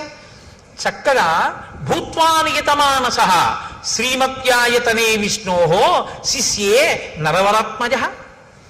శ్రీ మహావిష్ణువు యొక్క దేవాలయంలో స్వామి పాదాల దగ్గర దర్భాసనం వేసుకుని సీతారాములిద్దరూ పడుకున్నారు ఆ రాత్రి. మరునాడు ఉదయం ఒక జాము ఉందనగానే లేచాడు, స్నానం చేశాడు, సంధ్యావందనం చేసుకున్నాడు, మనసు నిలబెట్టాడు, గాయత్రీ జపం చేశాడు. ఇంకా ఆ రాత్రి పూర్తయింది. పట్టాభిషేకం కోసం నాన్నగారి దగ్గరికి అంతఃపురానికి వెడతాడు. ఇది సీతారాములకు గడిచిన రాత్రి. అదే రాత్రి పౌరులకు ఎలా గడిచింది? వశిష్ఠ మహర్షి రాత్రి ఉపవాసం గురించి చెప్పి వెళ్ళిపోతున్నారట. రోడ్లు వచ్చేటప్పుడు విశాలంగా ఉన్నాయి, వెళ్ళేటప్పుడు ఇరుగ్గా ఉన్నాయి అన్నారు. ఎందుకని? ఇళ్లలో వాళ్ళందరూ వీధిలోకి వచ్చారు. ఎందుకు వచ్చారు? ఒరే మీరు విన్నారా, పట్టాభిషేకం ప్రకటించేశారట, రామచంద్రమూర్తికి పట్టాభిషేకంట, తెల్లవారితే పట్టాభిషేకంట. అందరూ బయటకు వచ్చేశారు, ముగ్గులు పెట్టేశారు, దీప వృక్షాలు పెట్టేశారు. రేపు అంతా అవుతుందో ఏమిటో, బాగా కనపడాలి కదా, దీపాలతో వృక్షాలు పెట్టేశారు, ఇంటింటా పతాకాలు ఎత్తేశారు, ముగ్గులు వేసేశారు, పండగలు చేసేశారు. రాత్రికి రాత్రి నటులందరూ నాటకాలు వేసేశారు, గాయకులు పాటలు పాడేశారు, నృత్యం చేసేవాళ్ళు నృత్యం చేసేస్తున్నారు, పిల్లలు కేరింతలు కొట్టేస్తున్నారు. నలుగురు కలిస్తే రామో రామో రామ, ఏమి రాముడు ఏమి రాముడు, రాముడికి పట్టాభిషేకం, రేపే యమరాజ్య పట్టాభిషేకం, రామచంద్రమూర్తికి పట్టాభిషేకం అవుతుంది భద్రగజం మీద, ఇదిగో తెల్లగొడుగు మీద ఇలాగే పెడతాడు, మనందరం పెడతాం. ఆహా ఏమి భాగ్యం ఏమి భాగ్యం. ఎక్కడ చూసిన జనం, దాని మధ్యలో నదిని మధ్యలోంచి చీల్చినట్టు వశిష్ఠుడి రథం జనం మధ్యలోంచి వెళ్తే అటు ఇటు తప్పుకున్నట్ట. అంటే అకస్మాత్తుగా విన్నా రేపే కళ్యాణం అంటే పరమ ప్రీతితో మీ అందరూ ఇవాళ వచ్చేసినట్టు. రేపే పట్టాభిషేకం అంటే ఇంట్లో ఉన్న వాళ్ళందరూ వీధుల్లోకి వచ్చి ఎవరూ చెప్పకుండా పతాకాలు ఎగరేసేశారు, ముగ్గులు ఎత్తేశారు, దీపవృక్షాలు పెట్టేశారు, అందరూ పాడేసుకున్నారు, ఆడేసుకున్నారు, సంతోషపడిపోయారు. రేపు బాగా చీకటి పడిపోతుందేమో దీపస్తంభాలు పెట్టేశారు. ఇంత ఆనందపడిపోతున్నారంటే రాముడి పట్ల ప్రజలకి ఉన్నట్టు సంతోషం ఎంత గొప్పది. ఇలా ప్రజలకి తెల్లవారింది, ప్రజలకు అలా తెల్లవారింది, రాముడికి సీతమ్మకి అలా తెల్లవారింది, వశిష్ఠుడికి అలా తెల్లవారింది, దశరథుడికి ఎలా తెల్లవారింది. ఇవాళ ఎందుకు లేండి, బుగ్గన చుక్క పెట్టుకుని సీతారాములు సంతోషంగా ఉన్నారు, కళ్యాణ రాముడి. ఇక్కడ వరకే విందాం. కాబట్టి ఏమవుతుందో ఆయనకే ఉండదు, ఆయన ధర్మాత్ముడు, ఇప్పుడే చెప్పినా ఆయన ఏమనుకోడు, ఆయనకి అన్నీ తెలుసు. కానీ మనమే ఇంకా అంత స్థితికి వెళ్ళిన అలా బుగ్గన చుక్క పెట్టుకుని జీలకర్ర బెల్లం పెట్టి ఉండగా మందర మాట్లాడడం చెప్పడం నా వల్ల కాదు. అందుకని రేపు ఎంత గొప్పగా కథ తిరుగుతుందో ఆ రాత్రి కథని రేపు రాత్రి వివరిస్తాడు. ఇప్పుడు మనం ఒక్క 11 మాటలు రామనామ సంకీర్తనం చేద్దాం. తదనంతరం ఏదో ముఖ్య విషయాన్ని హరిప్రసాద్ గారు మీతో మాట్లాడాలనుకుంటున్నారు, అందుకని దయచేసి మీరు అలాగే కూర్చుని ఉండండి. అందులో ఇవాళ ఏదో మందర పుణ్యమాని ముందే వదిలేసావు మమ్మల్ని అనుకుంటున్నారు కాబట్టి, ఆత్మలో జీవాత్మతానై అలరుచున్నది రామనామము, రామనామము రామనామము రమ్యమైనది రామనామము, కర్మనేత్రదయము చేతను కానరానిది రామనామము, రామనామము రామనామము రమ్యమైనది రామనామము, 3 నదులను దాటు వారికి మోక్షలక్ష్మియ రామనామము, రామము త్రిపుట మధ్యమునందు వెలిగే జ్ఞాన జ్యోతియే రామనామము, రామనామము రామనామము రమ్యమైనది రామనామము, దూరదృష్టియులేని వారికి దుర్లభము శ్రీరామనామము. రామనామము రామనామము అగరత్తులు పెట్టారు ఎక్కడో, కొందరు అడిపోతే నాకు కంఠం పట్టేస్తుంది. బ్రహ్మపుత్రక రాజ్య వీణా పక్షమైనది రామనామము, రామనామము రామనామము రమ్యమైనది రామనామము, పసితనంబున అభ్యసించిన పట్టుబడు శ్రీరామనామము, రామనామము రమ్యమైనది రామనామము, మరణకాలమునందు ముక్తి రమ్యమైనది రామనామము, ప్రణవమను ఓంకారనాద బ్రహ్మమే శ్రీరామనామము, రామనామము రామనామము రమ్యమైనది రామనామము, కోటి జన్మల పాపమెల్లను రూపుమాపును రామనామము, రామనామము రామనామము రమ్యమైనది రామనామము, జన్మ మృత్యు జరాది వ్యాధుల చక్కబరుచును రామనామము, రామనామము రామనామము రమ్యమైనది రామనామము, శిష్ట జనముల దివ్య దృష్టికి స్పష్టమగు శ్రీరామనామము, రామనామము రామనామము రమ్యమైనది రామనామము, గోచరంబగు జగతి లోపల గోప్యమైనది రామనామము, రామనామము రామనామము రమ్యమైనది రామనామము, రజతగిరిపతికి నెప్పుడు రమ్యమైనది శ్రీరామనామము, రామనామము ఆయాస్తు మంగళం మంగళం కోసలేంద్రాయ మహనీయ గుణాత్మనే చక్రవర్తి తనూజ. తులసి అర్చన జరుగుతుంది. మీరందరూ కూడా యథాశక్తి మీకు తులసి అవకాశం ఉన్నంత వరకు కూడా తీసుకొచ్చి స్వామివారి సమర్పించి ఆ కార్యక్రమాన్ని చక్కగా నిర్వహించవలసిందిగా ప్రార్థిస్తున్నాను. అదేవిధంగా ఇందాక గురువు గారు మనవి చేసినట్టుగా రామకోటి పుస్తకాలు మళ్ళీ తెప్పించాం. మీరు కావాల్సిన వాళ్ళు ఆఫీసులో అడిగి తీసుకొని దాన్ని సద్వినియోగం చేయాల్సిందిగా కోరుకుంటున్నాను. రోజు మీ అందరికి కూడా అదే అనుభూతి ఉందని నేను భావిస్తున్నాను. ఎన్నో సీతారామ కళ్యాణాలు మనం చూస్తుంటాం మన జీవితం.